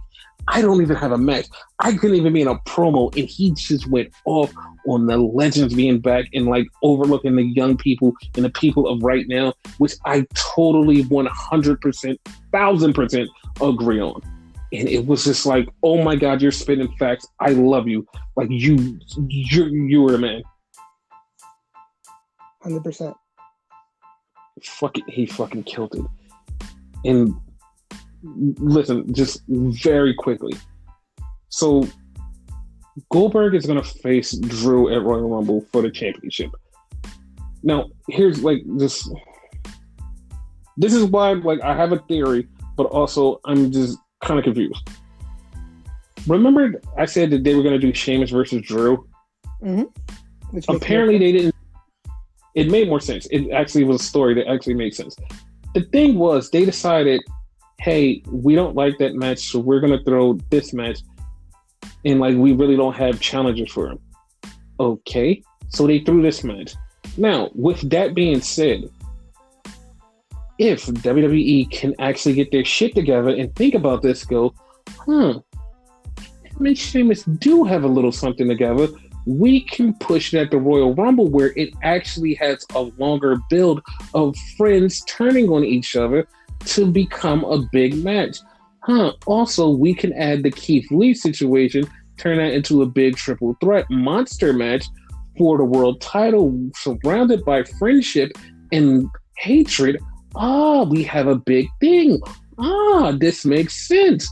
Wow, we can make a big match out of this. If WWE, the main roster, can get it right. But, like, that's the thing. You hear this, Jay White? He's a genius. Hire him as your writer. Yes, I am. And I just want to bring this up just really quickly, and I know you're going to have a little rant about this. So everybody is mad about Goldberg getting a title shot. Yes. Understandable. 100%. Have no problem with that. So somebody said, yo, Sting being AEW champ would be pog. Dude, how? Like, if you don't want Goldberg to be champion, but you want Sting to be champion, and don't give me that, it's Sting. Sting is in worse shape than Goldberg, and he's also 10 years older than Goldberg. How is it not okay for Goldberg to be champion, but okay for Sting to be champion? First off, let me preface this. I'm not okay with either one of them being champion. But how is these two things being okay similar? Like, how? How is the hypocrisy this real? Like, how? Like, the thing is, like, Sting is Sting and Goldberg is Goldberg. Both legendary, but, like, you can't touch Sting. You know what I mean? Mind you, I'm saying this, and I'm not okay with Sting. Definitely not okay with Goldberg. You know? Neither one of them could touch a fucking, like, wrestling ring, like, ever again. Mm-hmm. But, like, that's probably their reason, you know? Just like the nostalgia. Like, people are addicted to nostalgia. You know what I mean? Like, that's all it is. Listen, I understand the gatekeepery way that you people protect and stand behind your favorite companies. I understand that, especially when you have fucking King Arthur and Excalibur on your side, and you can't go behind the walls and play with your castle. I understand that because I understand what it's like to be a gatekeeper in White Knight for something that I really, really love. But understand this. When there are really fair criticisms of your castle and how you put your windows in and how high your doors are and also why your moat does not connect all the way around, when there are really fair criticisms of your castle, please, for the love of God, just take it as criticism instead of going all gatekeepery and calling in King Arthur and saying, "You shall not pass." Don't go there. Just fucking don't go there. Like, this shit is ridiculous. And it's been happening way too much. Like, please, like, your castle is flawed. The metrics of how it is built is flawed. And you think that it's just fucking whatever. And if you keep saying I'm defending this dilapidated castle that is called WWE, I am throwing stones with you. I'm trying to find boulders to break it also. I have no horse in that castle. That castle is not mine. That shiny castle, that big white one on the hill, that one that fucking is amazing all year around, that big shiny diamond castle, that one that everybody left and some of us still defend, that's the one I defend to the death. That's the one. No other. The one that you're defending to the death is nowhere close to the dilapidated one, and God forsaken, you're never going to be close to that one. So please stop gatekeeping and fucking help build up your castle and go to the outside and say, hey, listen, I know that we don't have everything right. I know that our castle isn't great, but listen, we're not going to shit on this fucked up castle over here. We're not going to shit on that. We're just going to talk about our castle, and hey, fuck it. We might even go over there and try to build up a wall or two on that dilapidated castle. Fuck it. But we're not going to talk about anything else. Dude, fuck it. Fuck. Like, just, Jesus Christ, dudes. Fucking stop. Stop defending it. Because 100%, if it was reversed and Sting came to the WWE and Goldberg was over there, they would love Goldberg and hate Sting. You know? But I really just want the fucking gatekeeper castle bullshit to stop. I know it went with team sports analogy. This one is still the same, but like, please, just fucking stop. Just fucking stop. Like, you make my job harder when I actually have a real life anger grievance with humans outside, and it makes me reviewing this company seem so pedantic, and like, it's just so bad for me, because it's like, I know that there are flaws, but I can't say it out loud because you motherfuckers are gonna attack me and say, you're shitting on this because you're this type of person. I'm not that type of person. If I was like the fucking podcast that I listened to earlier today and just fucking completely dumpster and dumpster all over fucking companies, I just would fucking do that. But I do want to see good in companies. I do want fucking greatness. And like, the way that you talk about how your fucking great castle is, I want to tell you your castle is great. But also, I don't want to fucking look you in your face and go, yeah. I don't want you guys to do that. Because you guys are just so fucking... Let's talk about...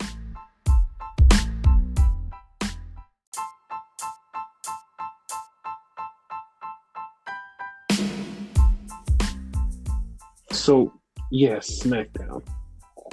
So, it was an okay show. I'm not going to say it was bad. I'm not going to say it was good. It was an okay show. After we go through it, it might actually be good to us. So, going back to something. So, you're saying it wasn't a good show, it wasn't a bad show, it was the show. Yes, actually, yes. I agree.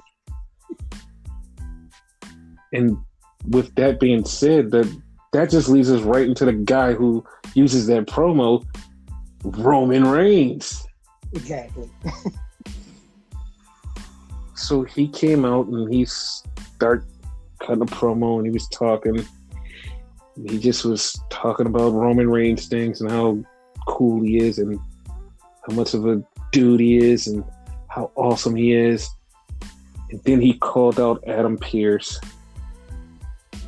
Adam Pearce showed up and he said, why did you book the match with Kevin last week? And Adam Pearce is like, listen, I was just doing what's best for the company. Roman said, do you think I'm stupid? He's like, no. He's like, then you must be stupid. No, I'm not stupid, Roman. Oh, so Vince McMahon must be stupid. And that was at the point where me and Renegade both said, Yes. Yes, Vince McMahon is stupid. We popped.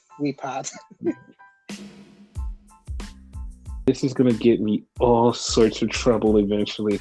Yeah. This part of the podcast leaks one day. This may get me in trouble. But fuck it. Just keep going. So they go back and forth, and then Roman goes, "Oh, so you must be calling me stupid." He's like, "You booked the gauntlet match tonight, so you must be calling me stupid." And then he's like, "I'm gonna not hurt you for now." And Jey Uso's like, "Yeah, for now." So they left him alone. Then we had Apollo Crews versus Big E. So this match was probably like 2 minutes long because they hit a superplex off the top rope and both guys got pinned. And we were like, what the fuck? So they come back from commercial break, they're still arguing, and Apollo Crews was like, "Yo, give me a rematch." Big E's like, "Nah, man, I just won. Give me a rematch." So he just slaps him, and Big E's like, "Fuck it, let's do it now." So this is when they turned it up and had a real match, and they just start hitting each other with like everything, trying to kill each other. And Big E hit the big ending, and Big E won. You're like, don't slap me in the face, sucker. That's exactly what he said. So then we get to the back, and Paul Heyman is talking to Adam Pearce, because Adam Pearce is talking with his new blankety blank, Sonya Deville. I don't even know I don't know if she's exactly a co-general manager, because he's not a general manager. So I don't know what's happening, but she's his partner in crime now? Like his assistant or something. Yes. Well, she leaves Paul Heyman and him to talk. And Paul Heyman saying, "I know you're good. I remember Scrap Daddy. He was so good." And then he goes, "What if Paul E dangerously managed him?" And he just kept trying to like bait him into being into the gauntlet match. And then at the end of it, he says, "Well, I talked to somebody and you're now in the gauntlet match." Adam Pearce just looks defeated. Then we had a promo with Carmella. And Carmella's talking about she wants to face Sasha. And she's all good and she's cool and she's this. But yeah, it's just Carmella being Carmella. Nothing special. Yes. Then we had the tag team title match. In this tag team title match, coming into the match, Montez Ford's leg was hurt that no one knew about previous to this. So it's the Street Profits versus the Ace Dirty Dogs, which is Rude and Ziggler. They have this match, and the match is okay. And then they start working over Montez's leg. And then Dawkins comes in and is going back and forth, back and forth, back and forth. And it ends with the zigzag / spine buster. And we have new tag team champions. Going in, I kind of figured they were going to win because they kind of had a tag team entrance. Yes. They still don't have an official name, even though they call them like the two Aces / Dirty Dogs or whatever. So all they need is that one little thing, and they're officially tag. Yes. Then we have a backstage interview with Bianca Belair, and she just announces herself in the Royal Rumble, and before she could finish saying anything, ding dong, hello? Bayley walks up on her, and Bayley is talking about, "Hey, you threw out all these people. You threw out the most eliminations in the Rumble, but this time I'm going to throw you out because I'm going to be in a Royal Rumble. Like, you didn't win last year." And Bayley just started talking all this trash. And Bianca was like, but Bailey, I wanted to win last year so I could challenge you as a champion. But when I win this year, you're not the champion because you're a loser. And Bailey's like, wait, what? Like, yeah, she turned it right back around on Bailey, which was fucking hilarious. Then they showed the Riot Squad, and they showed their win from last week with Billy Kay. And Billy Kay came up to him, and before Billy got there, Ruby was like, listen, she's not in the team. So Billy Kay is talking, and she's like, hey, I wanted to talk strategy where we could be the Riot Squad. And she's trying to get them hyped up. And Ruby's like, listen. No offense, but we don't want you in the team. So she starts crying. And Liv just goes, but it did. Billy just goes, wait, so that means you do want me in the team. Okay. And then she starts playing it. And then she's like, I'm good with mosh pits. Look, it's on my resume. And the whole time she's running down, Ruby's like, Liv, why did you say something? She legit used the term mosh pitting. Yes, that was fucking funny. But I'm glad to see Billy Kay in comedy. Yeah, she's good at that. So then we had the gauntlet match. And it started out with Rey Mysterio and Samuel Zenin, who comes down to the ring with a document crew to document his journey because it's a conspiracy against Sami Zayn. People keep trying to screw me over. It's a conspiracy. C-O-N-spiracy. He didn't do that. He didn't do that one. That's R-Truth. That's an R-Truth exclusive. But he was right though, because he was the number one person in this gauntlet match, even though he was the second person in it. He was the number one person in it. Yes, he was the number two person, even though he said he was the number one. So he gets in the ring, and he's in there, and all of a sudden, boom, bam. That's it. He gets his ass kicked by 619. Then that's my pueblo. Yes. Then Shinsuke Nakamura comes out. And Nakamura and Rey Mysterio have a match and they go at it and Nakamura makes him tap. It's like, okay, Nakamura is going to lose somehow. Well, then Bartender Cabron comes out because he's next and he just beats the living crap out of Rey Mysterio, and then him and Nakamura have a match and Nakamura beats him, and it's like, okay, so Nakamura is definitely losing to Daniel Bryan, right? Even though Daniel Bryan's already in a Rumble. Then it's Daniel Bryan versus Nakamura, a match that I fucking love and I want to see more of. Yes. They go at it and they have one hell of a contest, and surprisingly, Nakamura beats him. So now it's down to one person. Who's that one person? Wait, it's you skipped the important part though, right? What's the important part? The fact that it seemed like Nakamura went through a face turn after this. Yes. Like, that was kind of odd. Like, hopefully that continues. Because I want my fucking music back, damn it. Well, here's the thing. Uh-huh. That's why it is going to continue. Because he got jumped by Jey Uso and Roman Reigns. And they beat him down. And Scrap Daddy comes down.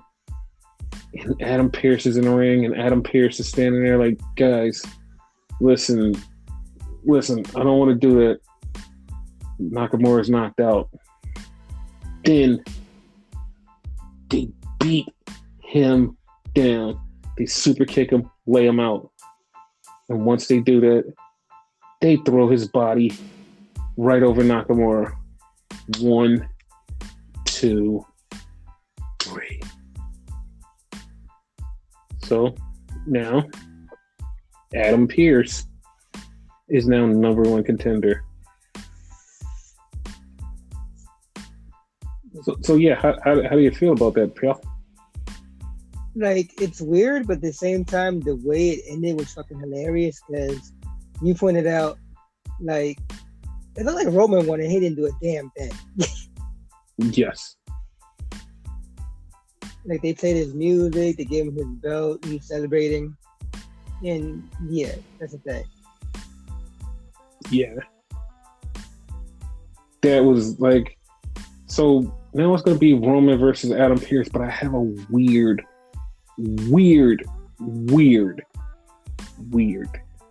thinking that it's going to be Nakamura versus Roman Reigns. Yeah. Because I think they're going to hype it up. And just when you think it's one thing, screwed you, buddy. Oh, no. Yeah. Like, I really think that's going to happen. Nakamura versus Roman, but now I'm like looking at it, like that's going to be a good match. Yes. Now I want it more than anything. Yeah. I want that. I really do. Can we make it a hardcore type of match? Because that's like Roman's forte. We could, but also something that you jokingly pointed out, which now is a thing. So blame's all on you. You said Roman has now stole the dick punches from Nakamura. Now you have Nakamura versus him. The battle of the dick punchers. Yes. Now, this is your fault. It's AJ Styles Nakamura too. Remember that was a thing. Yes. So hopefully that is the match we get. First one to hit a low blow wins. Yes. That's going to be great. But yeah, that was SmackDown. I enjoyed it too. So let's talk about MLW. Oh yeah. This was I was going to say the killer in the Colosseum. This was the Clash of the Colosseum.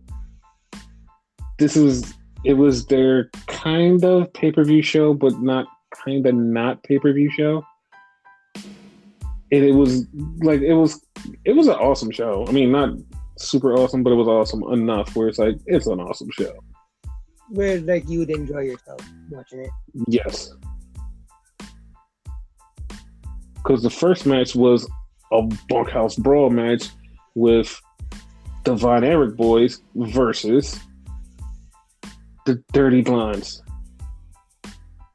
It was pretty awesome for the 6 minutes that they had to wrestle, that they fought inside and outside of the fucking building, and it was over. My question is, right? Dirty Blondes, is that supposed to be a play on the Hollywood Blondes type of thing? Only thing they're more, you know? No, this was an old school. I think it was an old school wrestler named the Dirty Blonde, and like that's where they're running from, because like they kind of resemble him. Oh, okay. So yeah, it's kind of a older thing. I was under the impression it was a fucking Colonel Robert thing. How to say his name? Robert Parker thing, because you know he was Stone Cold's fucking manager at one point when after the Hollywood Blondes broke up. So he's the reason that they broke up, not after. He's the reason, because he was the one who came to Steve Austin, was like, "Hey son, I think that you need to step away from that Brian Pillman fella."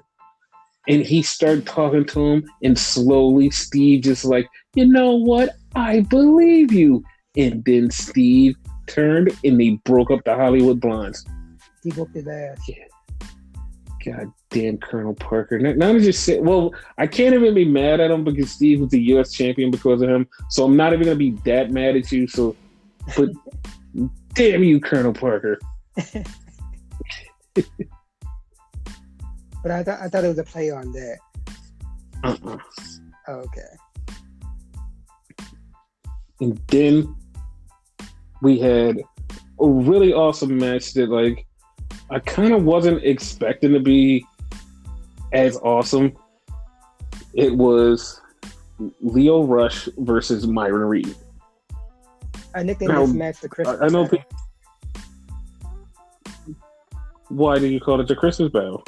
Because Myron Reed has red hair, Leo Rush has green hair. Those are Christmas colors. So, yeah. Yes. Yeah, I didn't expect this match to be as good. There's nothing against Myron Reed. It's just the fact I wasn't expecting this match to be like as good as it was, but it was a really killer match. It was pretty damn good. It was really good. Yes. I fucking loved it. Mm-hmm. And this was Leo Rush's first time in MLW, and we now have him winning the middleweight title. Yeah. Like, that was pretty awesome. And then we had a match that went off of the air.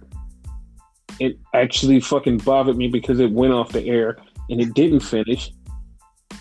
It was Alexander Hammerstone versus Maz Kanata, or whatever his damn name is. What is his name? Kruger. Maz Kruger. That's so, you know, is it pronounced Mods or Mads? They said Mads. I'm going with Maz Kruger. Okay. But Mads Kruger, or whatever his name is, he's the big guy that they kicked out by accident because fucking Tom Lawler told him to go get a drink and he left out of, what the fuck is it, Dynasty's help because Dynasty had him. So now he's getting revenge on Dynasty by teaming up with the fucking, goddamn, what is their name? Why do I have a blank? Because I don't watch the show. Contra, yeah. He's teaming up with Contra Unit. Now he's part of them. And he's attacking the Dynasty crew because Alexander Hammerstone is trying to be number one contender for Jacob Fatu, who's a world champion. Yeah. And the funny part, though, that whole like him being kicked out of Dynasty thing, that hasn't been revealed yet. As of right now on television, no one knows who it is, you know? Yes. Hopefully it gets revealed and they go that route, though, because it actually is legit him. Yes, I hope they do. But they fought so hard, they just went off the air with them still fighting. And that was this week's episode of MLW. Speaking of Contra, they had like a backstage thing. Mm-hmm. The match with Myron Reed and them. Myron Reed and Jordan. I forget his first name. Jordan Oliver. I thought Jordan was his last name, but okay. It's Jordan Oliver. They're beefing with Contra too. And they got beat up by Contra and their new member, Sean Davari. And it's kind of noteworthy because Davari was in Impact not too long ago. Well, I mean, speaking of Impact, what's going on over there? Their pay-per-view this Saturday. See, because Impact is like a lot to handle because the name is Impact Wrestling, but there's barely any wrestling. Oddly enough. It's way more sports entertainment-y. Yeah. What? They legit like stole the joke of mine that I told to Viper and like made it a real thing. Because okay, we have Sue Young, who is the undead bride, right? Mm-hmm. She somehow down the line became Susie. Picture old school Bailey, but like to the next level, more babyish, whatever. That's bad type of thing. For those that don't know who Susie is, I jokingly said to Viper one day, like, yeah, one day she's gonna like transform into a third character named Susan and be all proper. Lo and behold, all of a sudden, hello, my name is Susan. Fuck. That is awesome. Like I was like legit fucked up, and the fact that they made her proper too. That's what you get, buddy. You did that. Yeah. They have the Motor City Machine Guns and Rich Swann tried to jump the, I guess, the Super Elite at this point, because this was before AEW. Yes. And they fucked around and tried to jump them, but they got jumped. Fucking, what else? Ethan Page, yes. He has a match at the pay-per-view, Hard to Kill and whatever. He's facing his alter ego, get it? All ego, Ethan Page, his alter ego, Crowdy Man. Y'all know this is going to be some type of cinematic match. I'm tuning in just for that. And I know there's somebody out there yelling, "But you said he wasn't wrestling anymore for Impact. You're such a liar." Yeah, this was taped in November, dumbasses. Exactly. So, like, yeah, he's a free agent right now, legit. Yes. And they had the finals for their tag team titles, knockout tag team titles, mind you. It is Jessica Havoc, or I think just Havoc in this case, right? Or taking on Nevaeh, I believe it's pronounced. They're going against Kiera Hogan and Tasha Steele. Okay. Yeah. That's like the most noteworthy things on the show. So. And every time I tuned into Impact, they were doing some kind of sports entertainment-y thing, and it's just like, okay, I'm leaving. It's not. You pointed out, like, for a company that legit has wrestling in their fucking like name, there's barely any wrestling. Yes, there's a lot more sports and entertaining than wrestling. Not even sports. Well, you know, wrestling. Shit. But you know, like, that aside, it is good because, like, I like the Susan thing. Excuse me. Even though they stole it from me, I want my check. By the way, give him his check. The Karate Man stuff, like, wherever he goes from here, I hope he brings that with him. He probably will. Yeah. And yeah, like, I'm gonna watch this pay-per-view. I'm not gonna say I am. I'm not gonna be like, oh yeah, I'm gonna do it. And I know everybody is yelling at me. Rage! You said you watch everything. I'm not watching this. And I know someone's gonna be like, oh, it's because Kitty Omega's on it. No, I'm not watching it because I'm going to be doing other things. So I'm not watching it. And I know you're going to hit me with you just yelled at everybody for the other things. Listen, by the time this podcast comes back next week, I will be able to watch it and review it, but I'm not watching it during the airing. Jesus, guys. Like, yeah, mind you, I said I was going to watch it. I didn't say when. Oh, no, I'll watch it eventually. I probably find it the same time you do. Yes. And legally, might we add, not illegally. Yes. Any news you want to talk about?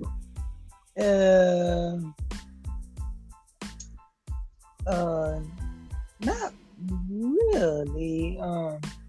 I did hear some stuff about Jay White, but I don't know, like, you know. Wait. Bullshit.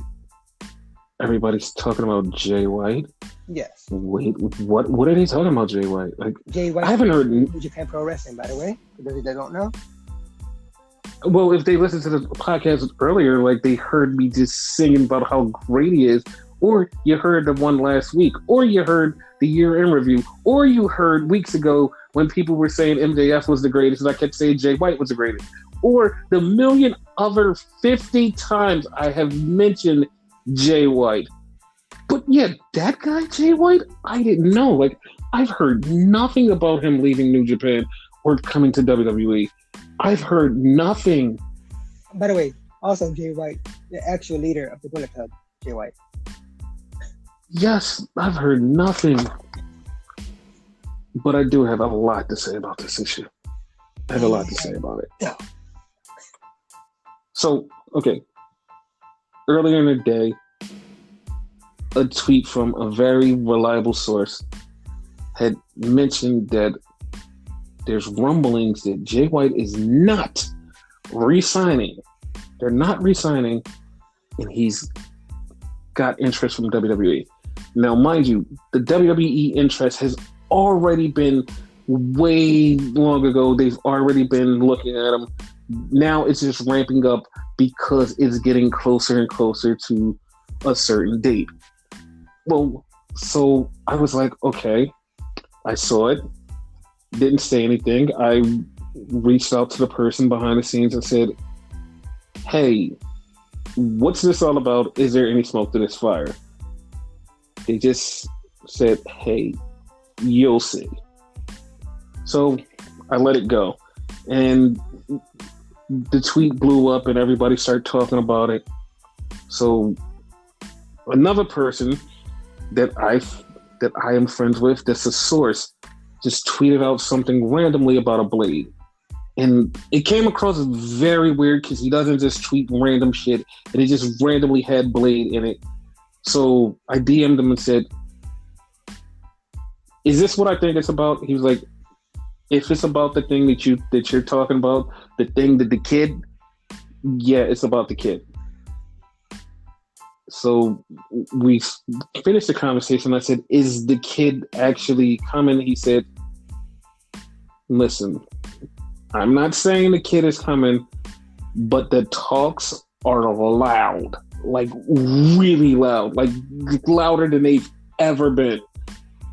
He said, these talks are super loud. Now, let's preface some other stuff.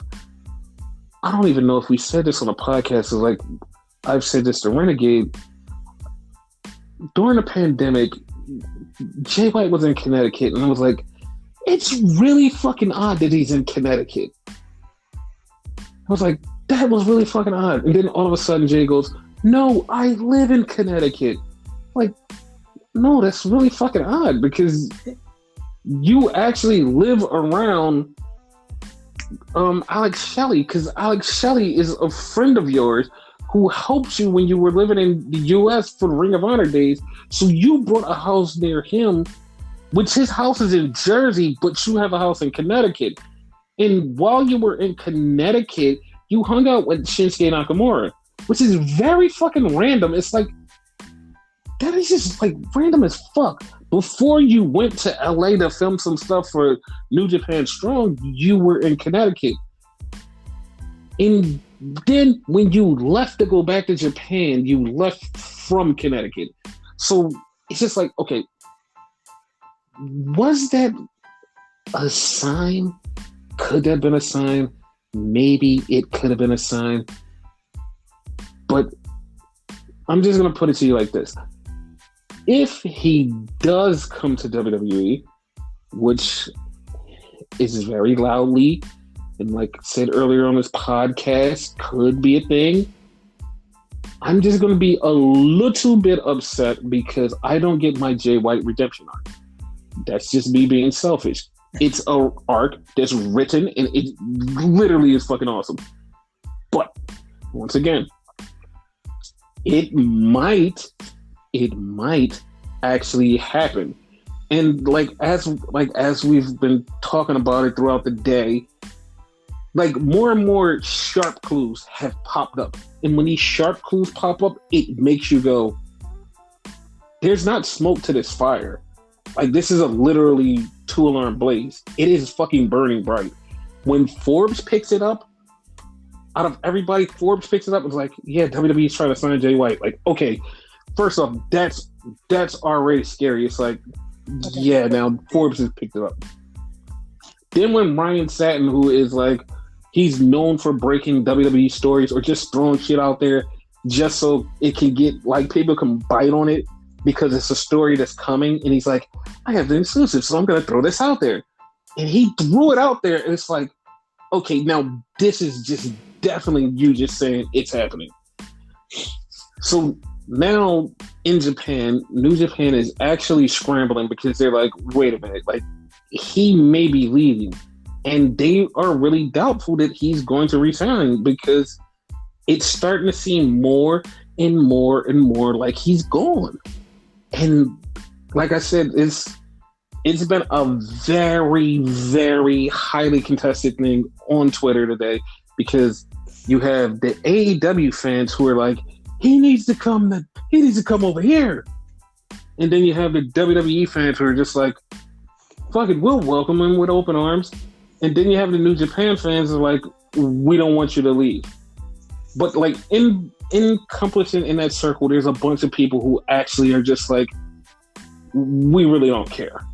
And for me, until a couple of days ago when he cut this fucking promo and said he was there for 7 years, and it hit me and made me go, my God, I've watched a baby be born. Because I watched him when he was baby Jay White, when he was in the corner with the fucking Young Lions jumpsuit on, fucking helping out until he's this. I've watched the baby be born. I've watched a human turn into a fucking human. I've watched this. I cannot be mad if he goes anywhere. I will support him because I've watched it all. We tend to do that. So, yes, I've watched him from Young Lion to getting in a ring, having his first couple of matches, then watched him in Ring of Honor when he had this fucking banging ass match with Will Ospreay that made everybody go, oh, Jay White might be something. Then when he returned to Switchblade, and then when he just fucking dismantled the Bullet Club the first time, when he put together the Bullet Club, took apart Chaos, like when he just did all of this stuff when he became the world champion, I've watched him go through all of the stages until this great wrestler. Now he might be going to WWE, and it's like, I've watched a baby be born. This is it. Like this is the thing that wrestling fans who say, "Oh, I've watched this from the beginning." This is the stuff that you literally talk about. You literally seen it from the beginning, from day one to now. You've seen it grow. So I don't want him to go because selfishly I want him to finish the story and then he can go.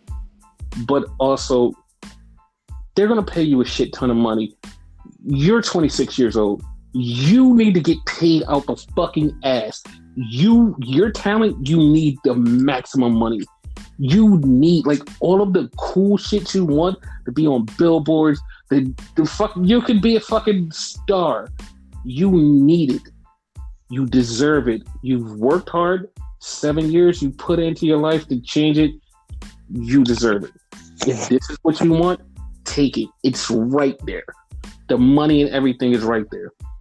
I have nothing against AEW, but he started watching wrestling in WWE. He started WWE.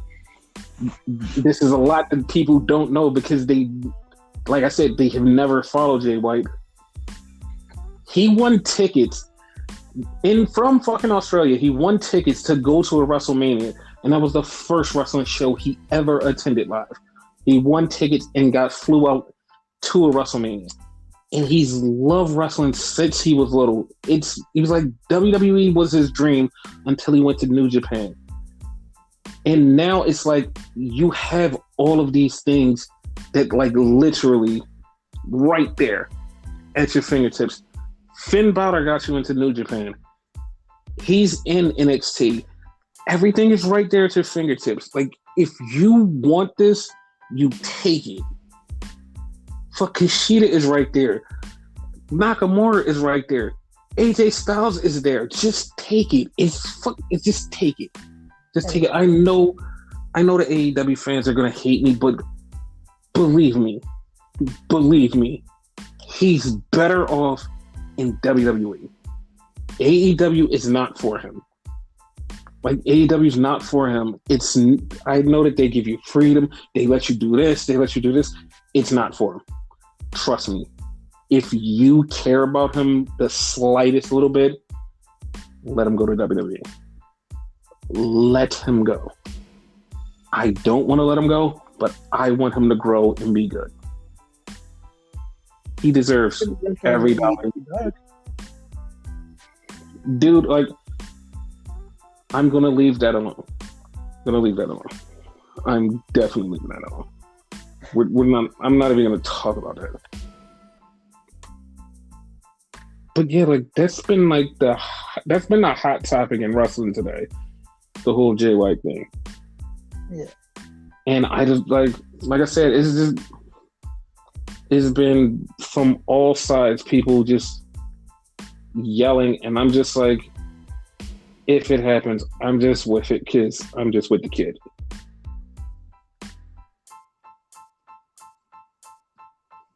End of the day, whatever makes him happy. It's about him. It's not necessarily about us. Yeah, that's what, and a lot of people don't get that, because they're like, nope. It's about us. It's about us. It's what we want. And it's like, it's what he wants. Like, he is the person. He's the one signing the contract. It's like, we really don't have anything to say. It's all about him. No. That's not it. Oh, whatever. Because it's also factors to that too. Like, one is money. Like, whatever gives him enough money. But if he's the type of person that doesn't care about money, as you said, he grew up watching WWE, WWE still might be his end game. Like, that might be his dream. Mm-hmm. Like, regardless, like, and we know how WWE treats its stars sometimes. Like, he might very well become a jobber according to WWE, but he might be all right with that. But at the same time, like, I totally doubt that he's going to be a jobber. And, like, if Triple H gets his hands on him, and if he gets his hands on him and he meets him and talks to him and finds out he's just like another person that Triple H actually loves as a human being, that's why he always makes sure he gives this person everything that he has. If he meets him and he touches Triple H just like Adam Cole did, he's done. Like, Triple H fucking loves Adam Cole. Like, he loves him. He tries desperately to stick Adam Cole in the random shit. Like, it's not even shit that actually fucking works. He's just like, fuck it, I'm sticking Adam Cole on this. I like him. He could carry the company. He always says he could build NXT around Adam Cole. Like, that's exactly what you have with Jay White. Not that I want it, because I would want Adam Cole to stay there forever, right? Mm-hmm. But eventually, you know how they treat it, like NXT and main roster. They kind of treat it like a graduation. Adam Cole's gonna have to graduate eventually, so a great replacement for him would be Jay White, I think. Yes, but I'm sorry to say, like, Adam Cole does need to go to the main roster, because a lot of people need to go to the main roster, because they're lacking a lot of depth in the main roster. The main roster is stale. There's a lot of things they need to do to shake up. I know they have the draft and you just move them here, there. No, you need to literally call some people up. I know they don't want to go. No, you call these people up and shake up the main roster. Shake shit up, because new stories, new opponents, new matches, all of that is what the main roster needs to even be relevant again. If you don't have that and do it in the right way, then there's nothing you can do. And I know people are like, there's like 1 million people on the main roster now. They're not using them. Just like I said, you take them people that they're not using, that are just fucking sitting there and doing nothing, like Grand Metalik this Wednesday, you could send them back down to NXT. They'll be perfectly fucking fine. Work wonders for them. Yes, like, dude, like, all you have to do is, like, switch them from the main roster to that roster. It'll be perfectly fine. It'll be perfectly fine. You want to make WWE relevant again? Put some new names, new faces, give them opportunities, let them win, let them lose. Fucking bring the shit. Bring the shit. Fucking bring it. Like, it'll be fucking great. Like, that's all.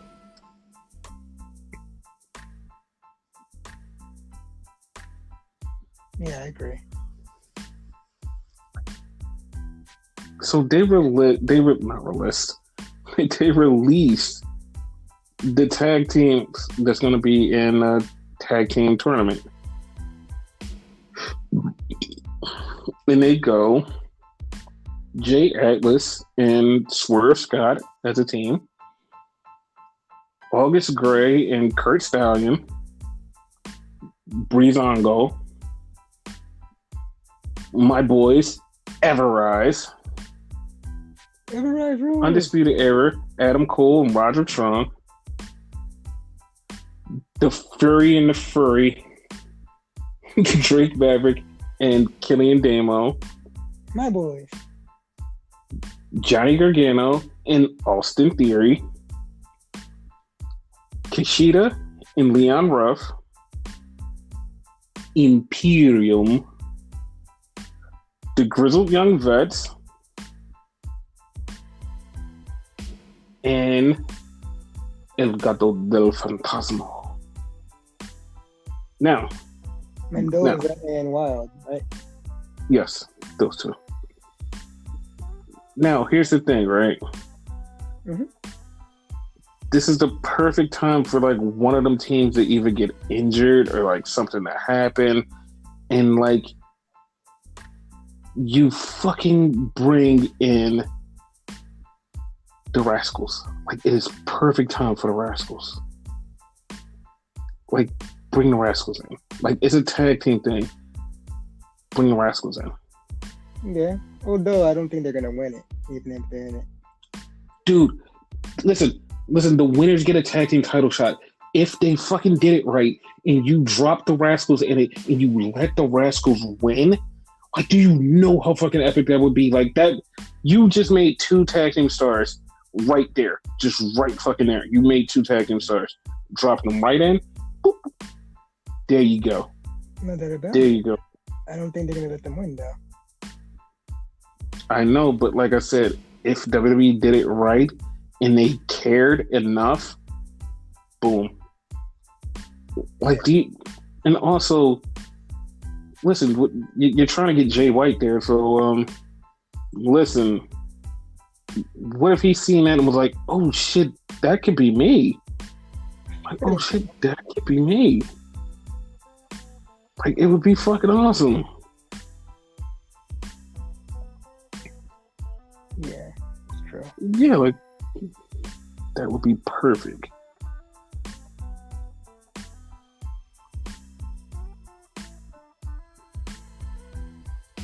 But yeah, anything else? No, that's all I got. Yeah, like, I don't have a rant that close the show, so I'm not gonna get all angry and just yell at people and say, yeah,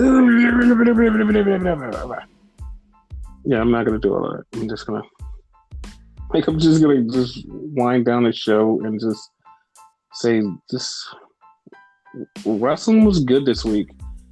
But wrestling was good this week in almost every aspect. It was good. Just almost every aspect. The one thing that's always bad, and we know this bad, is the fans. Mm-hmm. And once again, WWE fans we don't hear them. Like, we don't hear how much they're bitching because we've been trained years and years and years of WWE bad fans to not hear them at all. Not hear them at all. Sorry. It's kind of like a dog whistle. No, because people hear the dog whistle. This is like, we don't hear them because we didn't tune them out. Like, they don't exist to us because it's like You guys don't know anything about real wrestling. All you know is WWE your whole entire life. You've never watched anything else, and you think WWE is superior. So yeah, you're like every remark you have on wrestling is invalid.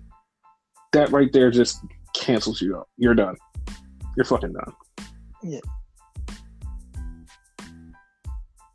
So yeah. See, I can yell at WWE people too, even though they mean nothing to me. See, that's the thing.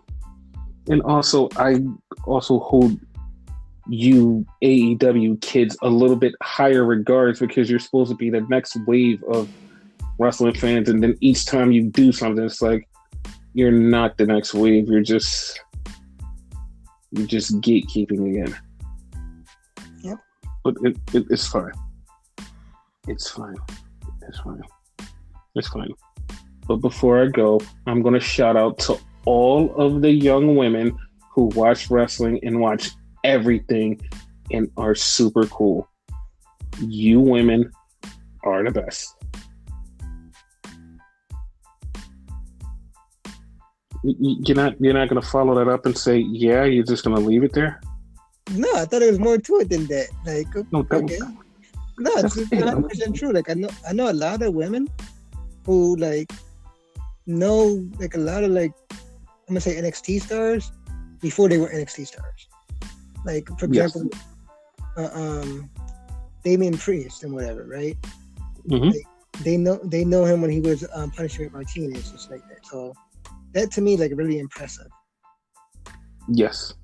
So because a lot of guys don't even know shit like that. So that's true. That's true.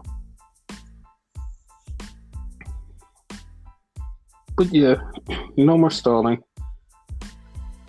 You know what time it is.